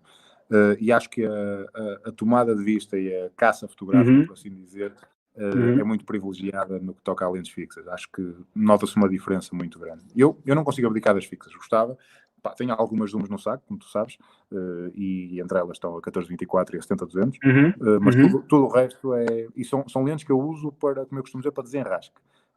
Lentes que, quando eu preciso mesmo de um momento-chave, sei que aquilo não me vai deixar ficar mal. Se eu puder escolher, de 28, 35, 50, mais nada. Ok. Eu, nesse aspecto, no vídeo também falo. Eu não quero adiantar muito, porque senão vamos desvendar um bocado o que é que se falou no episódio. Mas vou falar um bocadinho sobre isso. Já que temos gente, ainda há pessoas a entrar, há pessoas a sair e outras a entrar, que é impressionante. E quantas pessoas é que temos em média? Temos sido em média entre as 55 e as 65 pessoas. Portanto, estamos muito contentes por um live que foi anunciado um pouco em cima da hora. Nós temos noção disso, mas não vos queríamos deixar na mão, porque de facto as segundas-feiras são o dia rei para nós, são o dia em que saem novos episódios, e hoje queríamos de facto lançar alguma coisa. Por indisponibilidade, o Filipe Dana está neste momento a fazer um trabalho e não podia vir à terra para fazer, portanto, o live connosco, e irá estar connosco, vai tentar estar connosco na quarta-feira ou mais tardar na quinta-feira. Vamos fazer por isso. De facto, estamos desejosos de fazer esse live com ele.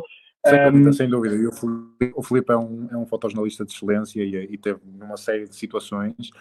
Curioso, isto é só um apontamento, que é uma pessoa que usa apenas 2 distâncias focais, vão saber quais são depois no live, e que trabalha neste momento com Sony também, que também atesta um bocadinho do que é estares em situações de facto que são complicadas e onde há uma exigência muito grande relativa ao material, e onde elas não deixavam ficar mal. Claro que, naturalmente, não é só a câmara que faz a fotografia, é muito pelo contrário. É tudo o resto, e a câmara é só um veículo para podermos, de facto... Ora, estamos aqui com outros inputs, que também é importante falarmos sobre eles. Ora bem, temos o Helder Azevedo, que diz: tenho um problema com as lentes Sony, focus breathing nas lentes Canon, nunca tive esse problema, estou a falar em vídeo. Vai sempre depender dos modelos que estás a falar, vai sempre depender se são fixas, se são zoom. Tendenciosamente, as zoom têm mais tendência a fazer breathing. Já agora, para quem não sabe o que é o breathing é quando fazemos o chamado rack focus, ou seja, a passagem de foco, a translação de foco entre um elemento que está mais próximo de nós e um elemento mais ao fundo, haver um ligeiro reenquadramento, ok? Numa objetiva tipicamente desenhada para cinema, que são objetivas exponencialmente mais caras, normalmente não existe breathing, ou seja, não há esse reajuste precisamente para não ser distrativo. Porque em cinema, quando nós direcionamos o olhar da audiência, é através da pouca profundidade de campo e através da passagem de foco. Portanto, quando nós passamos o foco para algum objeto, queremos que a pessoa basicamente se concentre naquele objeto. Se houver algo à volta a mexer-se ao nível do enquadramento, pode ser distrativo, principalmente quando estamos a falar de um plano mais estático, mais em tripé. No caso, ele diz, por acaso era interessante ele dizer quais são as objetivas em causa, Helder. Eu, na minha experiência das objetivas que tenho da Sony, que não tenho muitas, é um facto, utilizo muitas objetivas adaptadas e tenho objetivas de cinema, sim, essas não têm breeding, inclusive as zooms, mas aqui da minha experiência, a nível de objetivas de fotografia, posso dizer que com a 55 1.8 tem um pouco de breeding, principalmente quando nos começamos a aproximar do foco mais próximo, do limite de foco. A 35, estamos a falar da Sony Zeiss, 55 1.8, a 35 2.8, idem aspas, mas são objetivas tão compactas que apostaram em ser compactas e não em corrigir esse tipo de pequenos problemas que, de facto, são grandes problemas no vídeo, mas na fotografia são pequenos problemas. Na fotografia nós não estamos preocupados com essa questão do reenquadramento na translação, no movimento em que estamos, por exemplo, a fotografar uma pessoa a vir na nossa direção. Não estamos preocupados com essa questão. Portanto, seria, se calhar, interessante ele dizer-nos quais são os modelos em específico, até para dar esse feedback, caso seja necessário às próprias marcas. Depois temos aqui o João Ferreira de Figueiredo, estava na esperança que falassem da Leica. Obviamente vamos falar da Leica, não falamos até agora porque não calhou, mas de facto eu tenho uma paixão de longa data com a Leica, não é? Tipo, sou um amante dessa marca, foi isso que me passou o bichinho. O meu pai é utilizador da Leica há muitos anos, lembro-me perfeitamente da primeira vez que me pôs a Leica M6 dele na minha mão e disse-me... tira a mão. Basicamente pôs-me a máquina na mão só para perceber que aquilo era algo valioso e depois disse-me, pronto, mal sabia ele que aquilo era...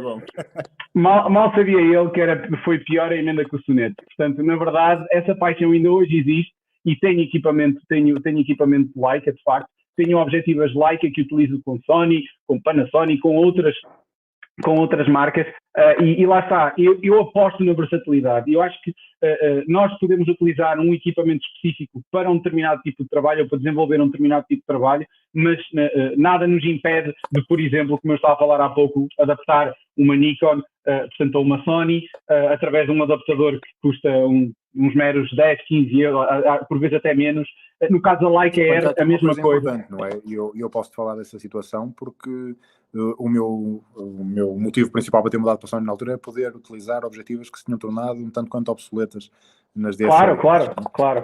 Mas a verdade é que o tempo também ditou que saíssem uma série de objetivas por parte da Sony que me fizeram também abdicar de algumas dessas objetivas analógicas, porque de facto as objetivas da Sony são muito clínicas. E tu, por exemplo, e tu de certeza concordas comigo, uma das lentes mais fabulosas que anda aí a nível de trato era a 135 f2 da Nikon, com o Defocus Control, que era fabulosa. E eu achava que aquilo era uma loucura. Eu até handball fazia aquilo na altura. Depois de experimentar a 135 da Sony, eu nunca vi nada assim. Opá, a nível de microcontraste, a nível de nitidez, a nível de taxa de reprodução, opá, é uma coisa absolutamente assustadora. E atenção, não estou aqui a tentar promover nada, estou só a explicar mesmo a minha experiência em relação ao sistema.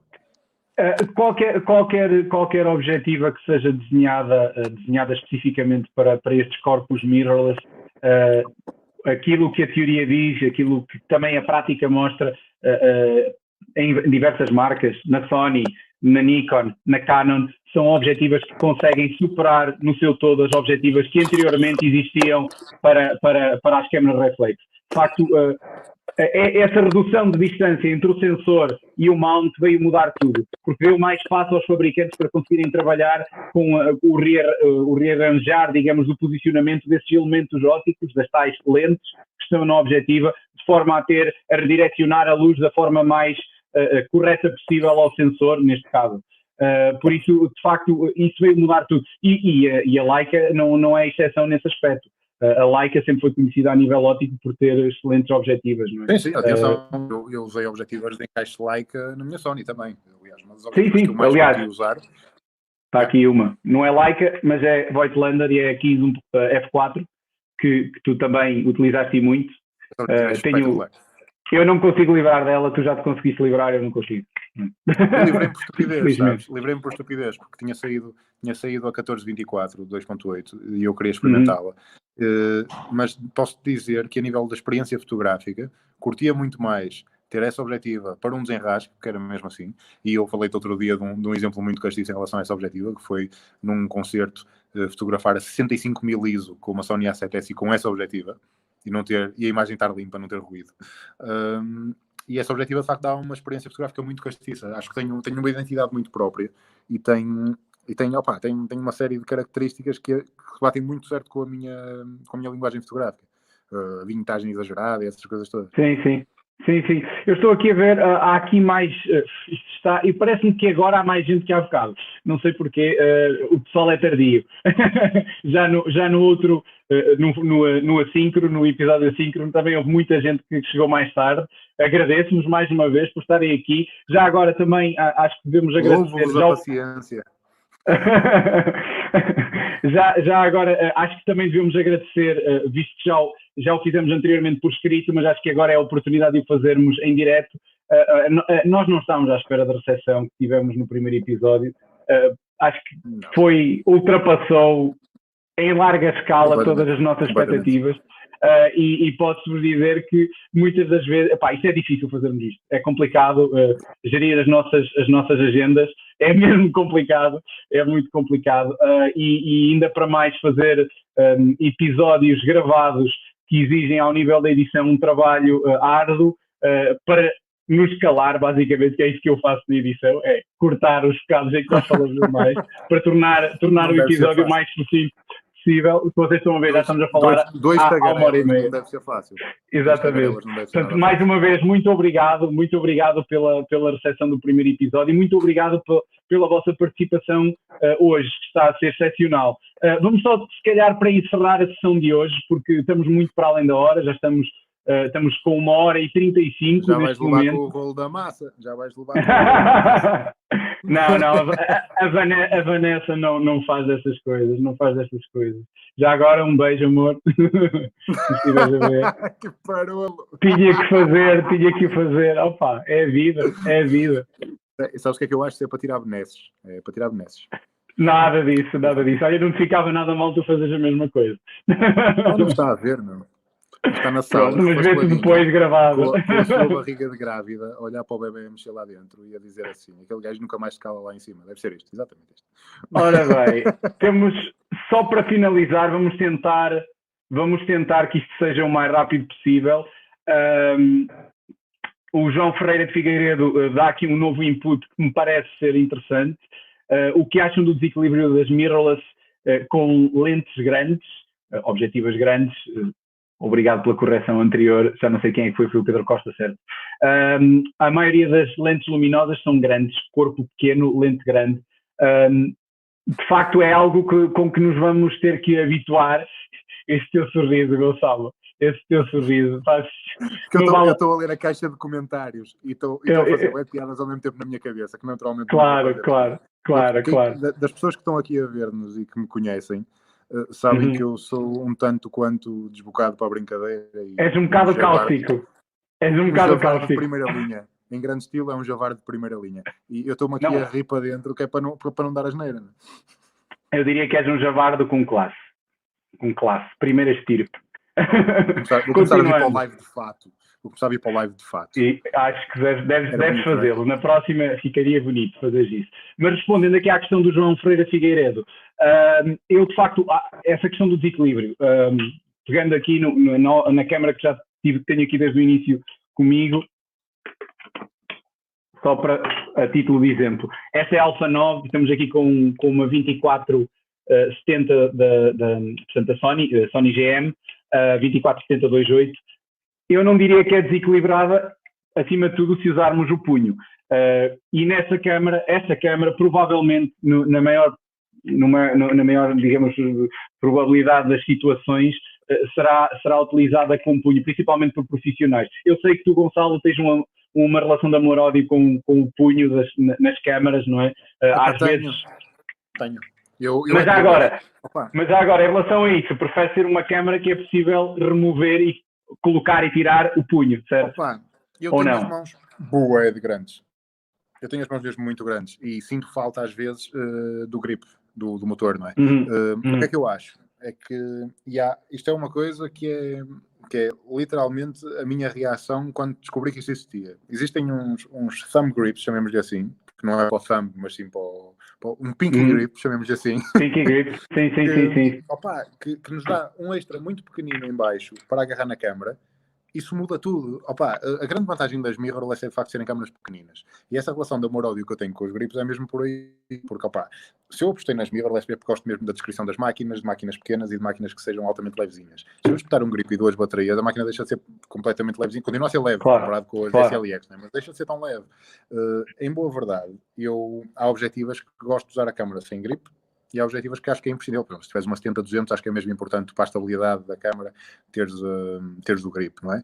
Mas a verdade, e o João falou de um ponto interessante, que é esse desequilíbrio, eu não sinto isso, porque as objetivas não são pesadas. O caso da 24-70 é uma exceção à regra, na verdade, mas a 70-200 é uma objetiva muito mais leve que as outras 70-200. Já agora também tenho aqui... Se estiveres aí, a objetiva não é propriamente pequena, mas... Não, isso não é, pequena não é. Mas é mais pequena que as outras 70-200. E é mais leve que as outras 70-200. Mais ou menos. Que as que eu tinha. Mais ou menos. Agora a Canon tem uma 70-200 que desafia um bocado as questões da física e eles conseguiram reduzir o tamanho da objetiva, mas foi com algo que eu acho que foi bastante inteligente da parte deles, em que basicamente o que eles fizeram foi o zoom, digamos, tendo a objetiva. Ela é bastante mais curta. Isso é muito bom em muitas coisas, mas é péssimo noutras. Tu vais fazer um festival, claro, vais fazer um concerto onde haja poeira no ar. Sim. Acabou. Fizeste o objetivo ao meio. Nesta aqui nós vemos claramente o movimento quando eu zoomo do elemento. Não sei se vocês conseguem, agora deixem-me ver. Não sei se conseguem ver quando eu mexo, faço. Portanto, estou a mexer o elemento intermédio que permite fazer o zoom. No caso dessa objetiva da Canon não acontece isso e torna a objetiva bastante mais compacta, mas pronto, traz outros problemas que são inerentes a essa questão, a essa abordagem mecânica. Eu costumo dizer que não há defeitos no que toca ao equipamento, há feitios, não é? Portanto, há determinado tipo de equipamentos que são ferramentas. Essa câmara não vai servir para fazer todo o tipo de trabalhos, ok? Portanto, não pensem que vão ter uma câmara que serve para tudo. Claro que há restrições orçamentais e nós temos que saber viver com isso e temos que, basicamente, abraçar o que temos. E se tivermos uma só câmara que faz 80% daquilo que nós queremos fazer, já devemos ficar contentes. Muitas das vezes isso não acontece, não é? E temos sempre à procura do melhor equipamento do mercado, do topo de gama. Não sou contra isso, quem tiver dinheiro e tiver trabalho para isso que o faça, mas existem hoje, o mercado é tão competitivo que existem modelos intermédios que é impressionante como é que as marcas estão a fazer dinheiro com aquelas câmaras. Eu questiono mesmo, mais uma vez, falando na A7 III, saiu depois da Alpha 9, eu na altura perguntei-me, mas como é que agora a Sony vai continuar a vender Alpha 9? Lança uma Alpha 7 III que faz 10 fotogramas em obturador mecânico, grande parte das pessoas que punham os defeitos que punha na Alpha 9 ao nível da obturação mecânica, comprou a Alpha 7 III. Claro, portanto, sem dúvida, mas atenção que há coisas que são importantes de ressalvar nesse sentido. De facto, a A7 III é uma máquina que é 80% uma A9, ou 70% uma A9, ou uma fração do preço, mas, por exemplo, eu já experimentei a A7 III em desporto, tanto com a 120-300 2.8 como com o 400, e a resposta não é a mesma da A9. Atenção, por muito bom que seja a obturação de 11 frames por segundo, não é igual. Porque uma pessoa, se nunca experimentaste uma A9, vais-te dar brilhantemente bem com uma A7 III. Sem dúvida nenhuma. É uma máquina super competente, é uma máquina relativamente barata e, aliás, bastante barata para o que o mercado tem para oferecer por esse valor, porque as features dela, de facto, são incríveis. Mas se experimentares uma A9, vais sentir falta de uma série de coisas. Vais sentir falta da ausência do blackout, vais sentir falta da resposta daquele autofocus e da velocidade de obturação, sem dúvida nenhuma. Claro. Deixem-me só há aqui um input também relativo à questão do tamanho e da distribuição. Eu acho que tem tudo a ver com, pensando na ergonomia, eu não tenho aqui câmaras anteriores, portanto as que eu tenho neste momento comigo é a Alpha 9 II e a A7 R4, que o corpo é exatamente igual, a única diferença que existe entre elas é, portanto, na Alpha 9 II o drive é possível escolher de forma mecânica, assim como o tipo de foco que estamos a utilizar. Temos este seletor lateral. Na Alpha 7 R4 isso não acontece. portanto só temos deste lado seletores, deste lado não existe este seletor no topo. Mas o punho eu diria que é virtualmente igual, eu pelo menos não lhe consigo encontrar diferenças a segurar nele, e uma das coisas que eu acho que eles resolveram bem foi a forma como conseguiram encaixar os dedos. Eu não tenho as mãos tão grandes como as tuas, também sou muito mais baixo do que tu, portanto és um gigantónio, quase um anão ao teu lado. E o que nós vemos aqui, se vocês conseguirem ver, eu não estou a forçar de todo, estou aqui com o pincha-abelho da Peak Design, se vocês virem, conseguem ver que a minha mão, eu não estou com a mão fora do corpo. Provavelmente para o Gonçalo, se calhar isso aconteceria, mas por isso mesmo é que existem esses half grips, que existem da Sony, eu já tive para a Alpha 7 III. Se esperares um bocadinho, eu posso mostrar isso também para as pessoas verem a diferença. Pronto, e eu vou mantendo aqui a audiência, vou fazendo o juggling. Não vou fazer isso com equipamento, não peço que não vou fazer. Pronto, em relação ao desenho desta câmara, vocês veem rapidamente que o punho é muito mais profundo aqui nesta zona e muito mais extenso para fora, o que permite que os dedos assentem de uma forma mais confortável sobre o corpo da câmara. E sinceramente, a única altura que eu sinto que esta zoom é de facto pesada é quando trago a câmara a tiracolo, ok? Portanto, no momento de fotografar é bastante estável. Está com a Alpha 9 aí?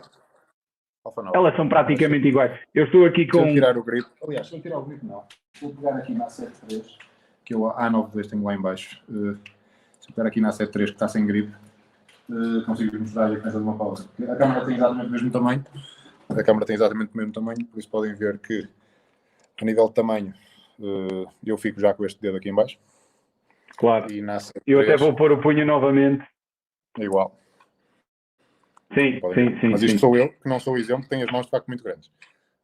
Okay. Mas não sinto dificuldade no que toca a segurar a câmara, seja como que o objetivo for. Até que, por exemplo, esta, se pegares, por exemplo, na 400, não fica desequilibrada. Isso é só para dar um exemplo. Estás aí com 400mm? Tem aqui. Isso vai caber no frame, esse objetivo. Tem que caber. Não, mas é o que eu digo. O objetivo, neste caso, também é um exemplo um bocadinho fora da caixa, porque o objetivo de facto é muito leve. Mas, sim. Para conseguirem ver também, eu fico de facto com a mão de fora. O objetivo assim, conseguem ver. Se não tiveres com o tal punho, não é? Se não tiveres com o tal punho. Não tiveres o punho, mas se tiveres o punho, isto vem agora na 9. Vais colocar qual punho? O punho completo? O punho completo? Sim, o completo. Ok. Não tenho aqui o fundo. Mas podem ver que eu até 400 consigo segurar só com uma mão sem grande dificuldade. Atenção, sem grande dificuldade. Dá para essa objetiva pesa, não chega, salvo erro, não chega aos 2 kg, correto? Ou estou enganado? Tem 2 kg e qualquer coisa, mas em boa verdade é pouco mais pesada que uma 70-200. Ok, eu tinha ideia que não chegava aos 2, pronto, está bem correto, peço desculpa. Mas sim, eu na altura quando a experimentei eu fiquei bastante impressionado com o peso dela, que normalmente eu sempre que utilizei uma 400 da Nikon ou da Canon eu ficava sempre derriado, não sou propriamente um muscle man, mas de facto aquilo não... Olha o João, este João, tanto rastilho para tão pouca dinamite. Fica aqui registado também. Obrigado. Eu podia fazer tantas piadas agora. Mas não vou fazer, meu. João, eu gosto de ti, pá. Não vou fazer piada. Não vou fazer piada. O João fala na questão... Deixe-me a imaginação. O João diz, isso é tudo plástico chinês. Olha, atualmente a questão do que é chinês ou não vamos por aí. Não vamos falar sobre isso. Há muito fabricante a fabricar, muita marca a fabricar na China, inclusive fabricantes europeus. Portanto, é preciso ter cuidado quando falamos da questão do plástico chinês, porque componentes chinesas estão em todo lado, ok? Claro. Não vamos por aí, não vamos ter esse tipo de comentários aqui, ok? São livres de o ter, claro, mas acho que não fica bem. Até porque podemos ter também chineses na audiência e faz todo sentido eles sentirem-se abraçados por nós. Com distância, neste caso, não podemos abraçar por causa do... Não podes abraçar. Pois, agora não se pode abraçar ninguém, estamos lixados. Mas podes dar aquele cumprimento a Paulinho Santos, assim com o cotovelo. Não, é muito mais fixe com o pé. Tocar com o pé. Ora, focando novamente só para exatamente. Temos aqui, para finalizar, vamos lá ver. Já estamos para finalizar há 40 minutos, só para te avisar. Não é verdade. Era para ser até às 10h30, depois eu às 11 alertei que íamos finalizar e estamos a 18 minutos para finalizar. Eu vou tentar fechar o mais depressa possível. Minutos, não é? Não vai acontecer isso. Olha, o Luís Timóteo disse: hoje sou cliente Sony e o Gonçalo é um dos culpados. Um abraço e parabéns pela iniciativa. Olha, fico a apontar o dedo. É importante para mim esse feedback e, acima de tudo, é importante saber, porque eu tenho acompanhado mais ou menos o processo de mudança de Luís e a diferença de resultados que ele está a ter. E está a ser muito interessante ver que, ele teve um problemazito numa máquina que, entretanto, ficou resolvido, um defeito de fabrico, mas em boa verdade, eu acho que ele está super satisfeito e acho que podes deixar aí também em comentário, Luís, se ainda estiveres a ver, que acho que ele está super satisfeito com o sistema e que foi uma mudança para melhor, certo? Não sei se ele pode deixar aí algum comentário. Ele vai dizer alguma coisa. O João diz que o Gonçalo ainda tem de ir editar fotos. Diz-o, está a arranjar um modo para tu ir embora. Ora bem, o que é que dizemos mais aqui? Podemos confiar nas classificações do DXO Mark. Olha, eu não confio, sinceramente, isso vai falar mal de nós, porque estamos a dar a nossa opinião, mas é uma opinião sempre subjetiva. Portanto, a minha opinião não quer dizer que seja a vossa. Portanto, a do DXO Mark, por mais científicos que sejam aqueles testes, vocês podem pegar num material que lá é o topo, ir utilizá-lo e não gostarem.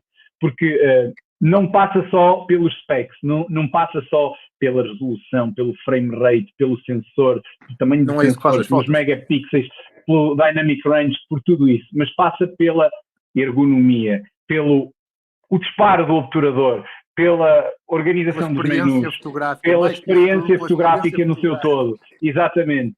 Ainda hoje falamos, e quem estiver atento em relação ao próximo episódio vai ver que é fulcral para o Gonçalo, por exemplo, a utilização de uma mirrorless para o tipo de trabalho que ele desenvolve, mais pessoal, porque é preto e branco, e ele acha que isso o ajudou, de facto, estas câmaras mirrorless vieram a ajudá-lo a desenvolver um trabalho mais focado nesse tipo de visual, digamos assim. Portanto, eu acredito em experimentar as coisas e tirar uma opinião. Pegando nisto, diz também aqui... Eu sou sincero, da minha parte eu não ligo nada a ratings da DXO Mark. Se de facto é fixe saberes que o objetivo é mais ou menos clínico, isso interessa até um certo ponto, porque eu acho que no fim do dia o que importa é fazer as fotografias. Eu dou-te um exemplo muito prático, que é, eu durante anos, tive uma objetiva, que é uma das objetivas mais defeituosas do mercado, que é uma Voigtlander 35.4, aquela pancake muito pequenina, e acho que havia poucas objetivas que me davam tanto gozo de fotografar como aquela, porque eu gostava, imagina, ela só me deixava a 1.4, só o centro é que estava focado. Não podia encostar nada a nenhum dos lados, mas essa limitação fez-me redescobrir a fotografia nesse sentido, ou seja, se eu queria enquadrar para aquele lado, eu tinha, ou assumia o erro, neste caso, o defeito de fabrico da objetiva, ou obrigava a minha fotografia a tornar-se diferente. E acho que isso foi bom para me ensinar, por exemplo, a fotografar a aberturas mais pequenas. A fotografar a 5, 6, 11, a criar as dinâmicas de camadas e essas coisas todas. Isso é um ponto de vista que eu acho que é... claro que é importante tu teres... hoje em dia as objetivas são todas extremamente clínicas, não é? A verdade é esta. Uma outra menos, pessoalmente as objetivas onde se poupa um bocadinho na produção acabam por ser um bocadinho mais desfasadas nesse sentido. Mas é como o Carlos Rodrigues dizia bem, no papel tudo é perfeito. No dia-a-dia, na vida real, as coisas são completamente diferentes. Já experimentei objetivas de tudo que é marca, já andei com lentes third party para Sony, já andei com lentes nativas para Sony, e no final do dia, o premium cash que tu acabas por pagar por o vidro mais caro, o vidro Zeiss, o vidro G-Master, faz toda a diferença. Mas não é isso que vos define a vossa identidade fotográfica e não é isso que nos define enquanto autores. Porque isso é mesmo muito importante. Não é o material, por muito bom que ele seja, que faz as fotos. Temos pessoas que fotografam brilhantemente bem com máquinas que se calhar nós já nem sequer são utilizáveis. É importante de facto haver esse tipo de estatísticas para as pessoas que precisam desse tipo de imagem clínica, não é? Eu acredito que um fotógrafo de produto, por exemplo, precisa de uma objetiva muito mais clínica e muito mais assertiva do que um fotojornalista. Apesar do fotojornalista também não poder facilitar. E tu certamente no cinema também precisas cá ter um cuidado com o que é que sai straight out of camera, por assim dizer. Mais ou menos. Mais ou menos. Pois eu não tenho essa percepção. Nesse aspecto, está cada vez mais em voga utilizar objetivas. Aliás, elas estão a valorizar. É impressionante. Objetivas que custavam há 4, 5 anos, antes vamos pensar há 10 anos, antes deste advento das câmaras híbridas de facto acontecer, com a Canon 5D Mark II em 2008 e também com a Nikon D90, também é preciso dar-lhe os parabéns também. Não foi só a Canon que na altura lançou o modelo fotográfico capaz de fazer vídeo, a Nikon D90 também fazia, com muitas limitações ainda assim, e a Nikon não fez updates, os devidos updates para que aquela câmera vendesse o que podia ter vendido. Nesse aspecto, a 5D Mark II acabou por vender muito mais precisamente. Exatamente. Com essa câmera. Com um bom vidro. Opa, isso era uma coisa que se falava muito antigamente. Estás a falar da 5D ou da D90? Nunca usei, da D90. E da D90, sim. Mesmo a D70, que é uma câmera que, meu Deus, hoje em dia já nem sequer dá para usar, entre aspas. Se tiveres bom vidro à frente dela, se tiveres uns 300mm, por exemplo, para a malta que fazia, por exemplo, catwalk, ou seja, cenas de moda, a malta no Brasil, por exemplo, grande parte dos fotógrafos, havia a D2, a D1X, a D2H, e a malta preferia a D70, porque o recorde que ela tinha com uma 300mm era superior. Eu tive e ainda tenho uma D70, que modifiquei para infravermelhos, está em minha casa em Bragança, já não toco nela há uns anos, mas de facto na altura foi a minha primeira câmera digital, foi em 2004, a minha primeira câmera digital foi de facto uma eu comecei com uma S3, com uma Fuji S3 na altura, de encaixe Nikon. E isto no digital. Sim. O corpo da S3, salvo erro, era o da D200, correto? Não, isso era o da S5. O da S5 é que era... O da S5, desculpa. O da S3 era motor incorporado. Era o da F90 modificado. Exatamente. Da F80, não é F90, F80 analógica. Era o corpo da F80 analógica modificado pela Fuji. Sim, de facto, se um gajo começar a pensar aqui e a falar em todo equipamento que experimentou ao longo da carreira, de facto acabamos por chegar a números astronómicos, como disseste há pouco. Se quiseres que o teu filho não vá meter-se por caminhos menos apropriados, mete na fotografia, que ele nunca mais vai gastar dinheiro em ou coisas menos próprias. Ou se quiseres que ele gaste menos dinheiro, mete-o na droga, não sei. Olha, mas há aqui uma coisa só para ressalvar aqui esta parte que eu falei há bocadinho em relação ao Luís. Ele disse: estou sim senhor, muito satisfeito. A mudança foi radical em termos de focagem para desporto, que é a maior quantidade de trabalho que faço. Usava uma D750 da Nikon e uma Canon 5D Mark III. Neste momento tenho a A9 e uma A7R4 que me têm deixado bem satisfeitos. Confesso que a 7R4 ainda não me convenceu a 100%, talvez pela quantidade de megapixels que tornam o trabalho diferente, porque é verdade, não é? Ou seja, temos que mudar. As pessoas que não têm bem essa noção, mas quando uma pessoa tem uma câmara de alta resolução, tem que adaptar a sua maneira de fotografar à alta resolução que tem. Não posso fotografar aquele rácio de uma lente de 200mm ser fotografada a 200 de velocidade, não, isso não existe. É ao 400, 500 às vezes, não é? Para conseguir ter imagens suficientemente medidas para o sensor onde estás a fotografar. E ele diz também que, ok, não é câmara ideal para desporto, mas até mesmo para alguns trabalhos com a minha filhota tem no sentido que falha.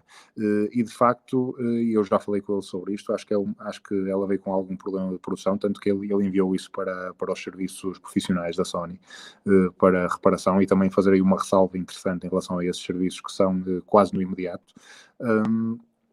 E que, o comentário que estás a ler, olha, eu pus agora... Boa, assim escutar com os comentários abertos.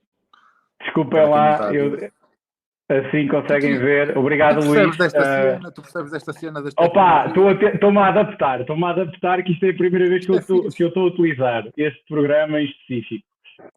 Já agora, para os mais curiosos, o programa chama-se StreamYard, ok? E até agora, pelo menos está a funcionar. É gratuito até um determinado número de pessoas. A partir do momento em que temos mais pessoas, temos mais do que uma plataforma, obviamente que é pago. Portanto, o Luís Timóteo deu-nos aqui o feedback. Estes lives também devem viver disso, ou seja, coloquem-nos questões, nós damos o nosso feedback, obviamente, mas do vosso lado também era importante ouvir o vosso feedback sobre alguns equipamentos. Não estou a dizer que não houve até agora, de facto houve em relação a vários equipamentos. Deixem-me só, para terminar mesmo, vamos ao último comentário. Havia aqui um atrás. Olha, o André diz uma coisa interessante. Um dia havíamos de falar quando souber que fazer 3 caixas de material. Era isso mesmo que eu ia buscar. Tens uma cena incrível que podes fazer. Não sei se tens lareira em casa. Não. Eu tenho lareira em casa. Ele que manda as caixas, eu trato, não há problema nenhum. Aliás, eu reciclo. Eu vou reciclar o equipamento, não é? Portanto, não, mas, à André, vontade. acho que era importante, e o André já chegou a experimentar assim muito rapidinho as minhas câmaras quando nos encontramos algumas vezes no Art Club, que ele é o fotógrafo do Art Club, para quem não sabe, e ele ficou completamente fascinado com a questão do iFocus e com aquela situação de uma pessoa chegar para a frente, para trás e aquilo está sempre lá, porque uma pessoa deixa de facto de se preocupar com a focagem. Eu acho que para ti, André, e tu sabes que para mim se calhar foste a minha maior influência no que toca à fotografia de espetáculos, foi por tua causa que eu comecei a fotografar espetáculos, naturalmente também por causa do meu irmão, mas se calhar de um ponto de vista mais underground e de uma pessoa que não era profissional na altura. O trabalho do André fascinava-me e é muito bom se calhar ver que um profissional como o André está aqui, passados estes anos todos a vingar e a falar sobre material que também é importante. O André é uma pessoa que não vende material. O André tem, como ele diz, e vem 3 caixas de material, do material que eu fui acompanhando ao longo dos anos todos. Mas era muito giro e ele ter essa experiência, com Sony ou com outro sistema que ele preferia, também não quero ser fundamentalista, mas acho que ele ficou de facto fascinado na altura com a capacidade de resposta de foco e era interessante se calhar eu também te passar uma nova para as mãos para tu também poderes experimentar e se calhar fazer dessa reciclagem saudável que te ajuda a tanto essas costinhas. O André Henriques diz: eu dou-vos a reciclagem e põe reticências. Portanto, e acho que com todo este amor por parte da nossa audiência, eu acho que daria isto por finalizado. 1:59:35. Vamos 23 e 29. Quem se aguentou desde o início, posso dizer que vocês são bravos. São bravos. Bater palmas. Mas digo-vos uma coisa: isto, se não fosse da quarentena, ninguém estava aqui assim. Exatamente. Eu também quero acreditar que sim. 2 horas. Já fizemos 2 horas. São pessoas ajuizadas. Mais uma vez, muito obrigado a todos. Espero que tenha ido de encontrar as vossas expectativas. Peço imensa desculpa se não respondemos a todas as questões colocadas. Há imensas questões. Nós tentamos dar resposta a uma série delas. Não estamos, contudo, não estamos aqui a tentar escapar-nos a elas. Coloquem num próximo live essas questões. Não tenham problemas de o fazer. Foi espetacular ter-vos aqui durante estas já passaram das 2 horas. As 2 horas. Foi espetacular ter-vos aqui. E muito obrigado. Não sei se quer dizer alguma coisa a acrescentar àquilo que eu disse. Eu quero dizer que neste momento, ao fim de 2 horas de live, hoje faz precisamente 6 horas que estou em gravação com o Moraes. Eu estou farto de te ver à minha frente hoje e espero que o live, que só tenha que falar contigo agora quando vamos fazer o live com o Filipe Dana, que já agora aproveito para quem não está a ver desde o início, que vai acontecer na quarta-feira à noite, ou em caso de ele ter alguma reprogramação de agenda, quinta-feira, porque de facto estamos há muitas horas a produzir o último episódio, estamos há muitas horas aqui a discutir conteúdos e acabamos por vir para aqui também 2 horas para um live que era suposto ser entre 45 minutos e 1 hora. Por isso agradecer a todos pela disponibilidade, por quererem ter perdido aqui um bocadinho do vosso tempo e por de facto pelo carinho todo que temos sentido também pelo feedback que temos tido no Facebook, no Instagram e no YouTube. Este episódio vamos tentar que esteja disponível, este episódio não é bem um episódio, né, que é uma discussão, vamos tentar que esteja disponível no YouTube também, a par com o resto das plataformas e não se esqueçam de seguir o nosso canal, seguir a plataforma Punctum no Instagram e no Facebook e contamos convosco na quinta-feira ou na quarta-feira, neste caso, na quarta-feira ou na quinta, na pior das hipóteses, para termos aqui um live com se calhar, um dos grandes ou o maior fotojornalista brasileiro da atualidade. Muito obrigado a todos e até quinta-feira. Mais uma vez, obrigado a todos. Só para deixar aqui um último esclarecimento em relação à forma como as nossas plataformas vão funcionar. Neste momento, aquilo que temos programado e que pode levar a alterações, vamos indo, vamos vendo. Os nossos episódios assíncronos vão para o ar no Facebook, portanto, às segundas-feiras. É para aí que nos alinhamos. Os episódios síncronos vão para o ar no Facebook e no YouTube. No Instagram, na IGTV do Punctum Fotografia e Vídeo, vão estar disponíveis não só os episódios completos, mas também alguns bloopers, alguns, digamos, off-takes que eu não Então, a coloquei cena quando eu disse nas que ia ser o edições. Fernando Mendes, é isso que vai aparecer. Quando eu disse que eras o próximo Fernando Mendes. É isso. É isso, mas talvez ainda poderá ser melhor do que isso. Mas vão acompanhando, muito obrigado por terem estado aqui. Um abraço a todos, sintam-se abraçados calorosamente e até uma próxima. Eu só dou cumprimentos a Paulinho Santos, porque estamos com a questão da quarentena e não nos podemos abraçar. Por isso, obrigado a todos por estarem aqui por este bocadinho. Até quinta-feira. Tchau, adeus, obrigado.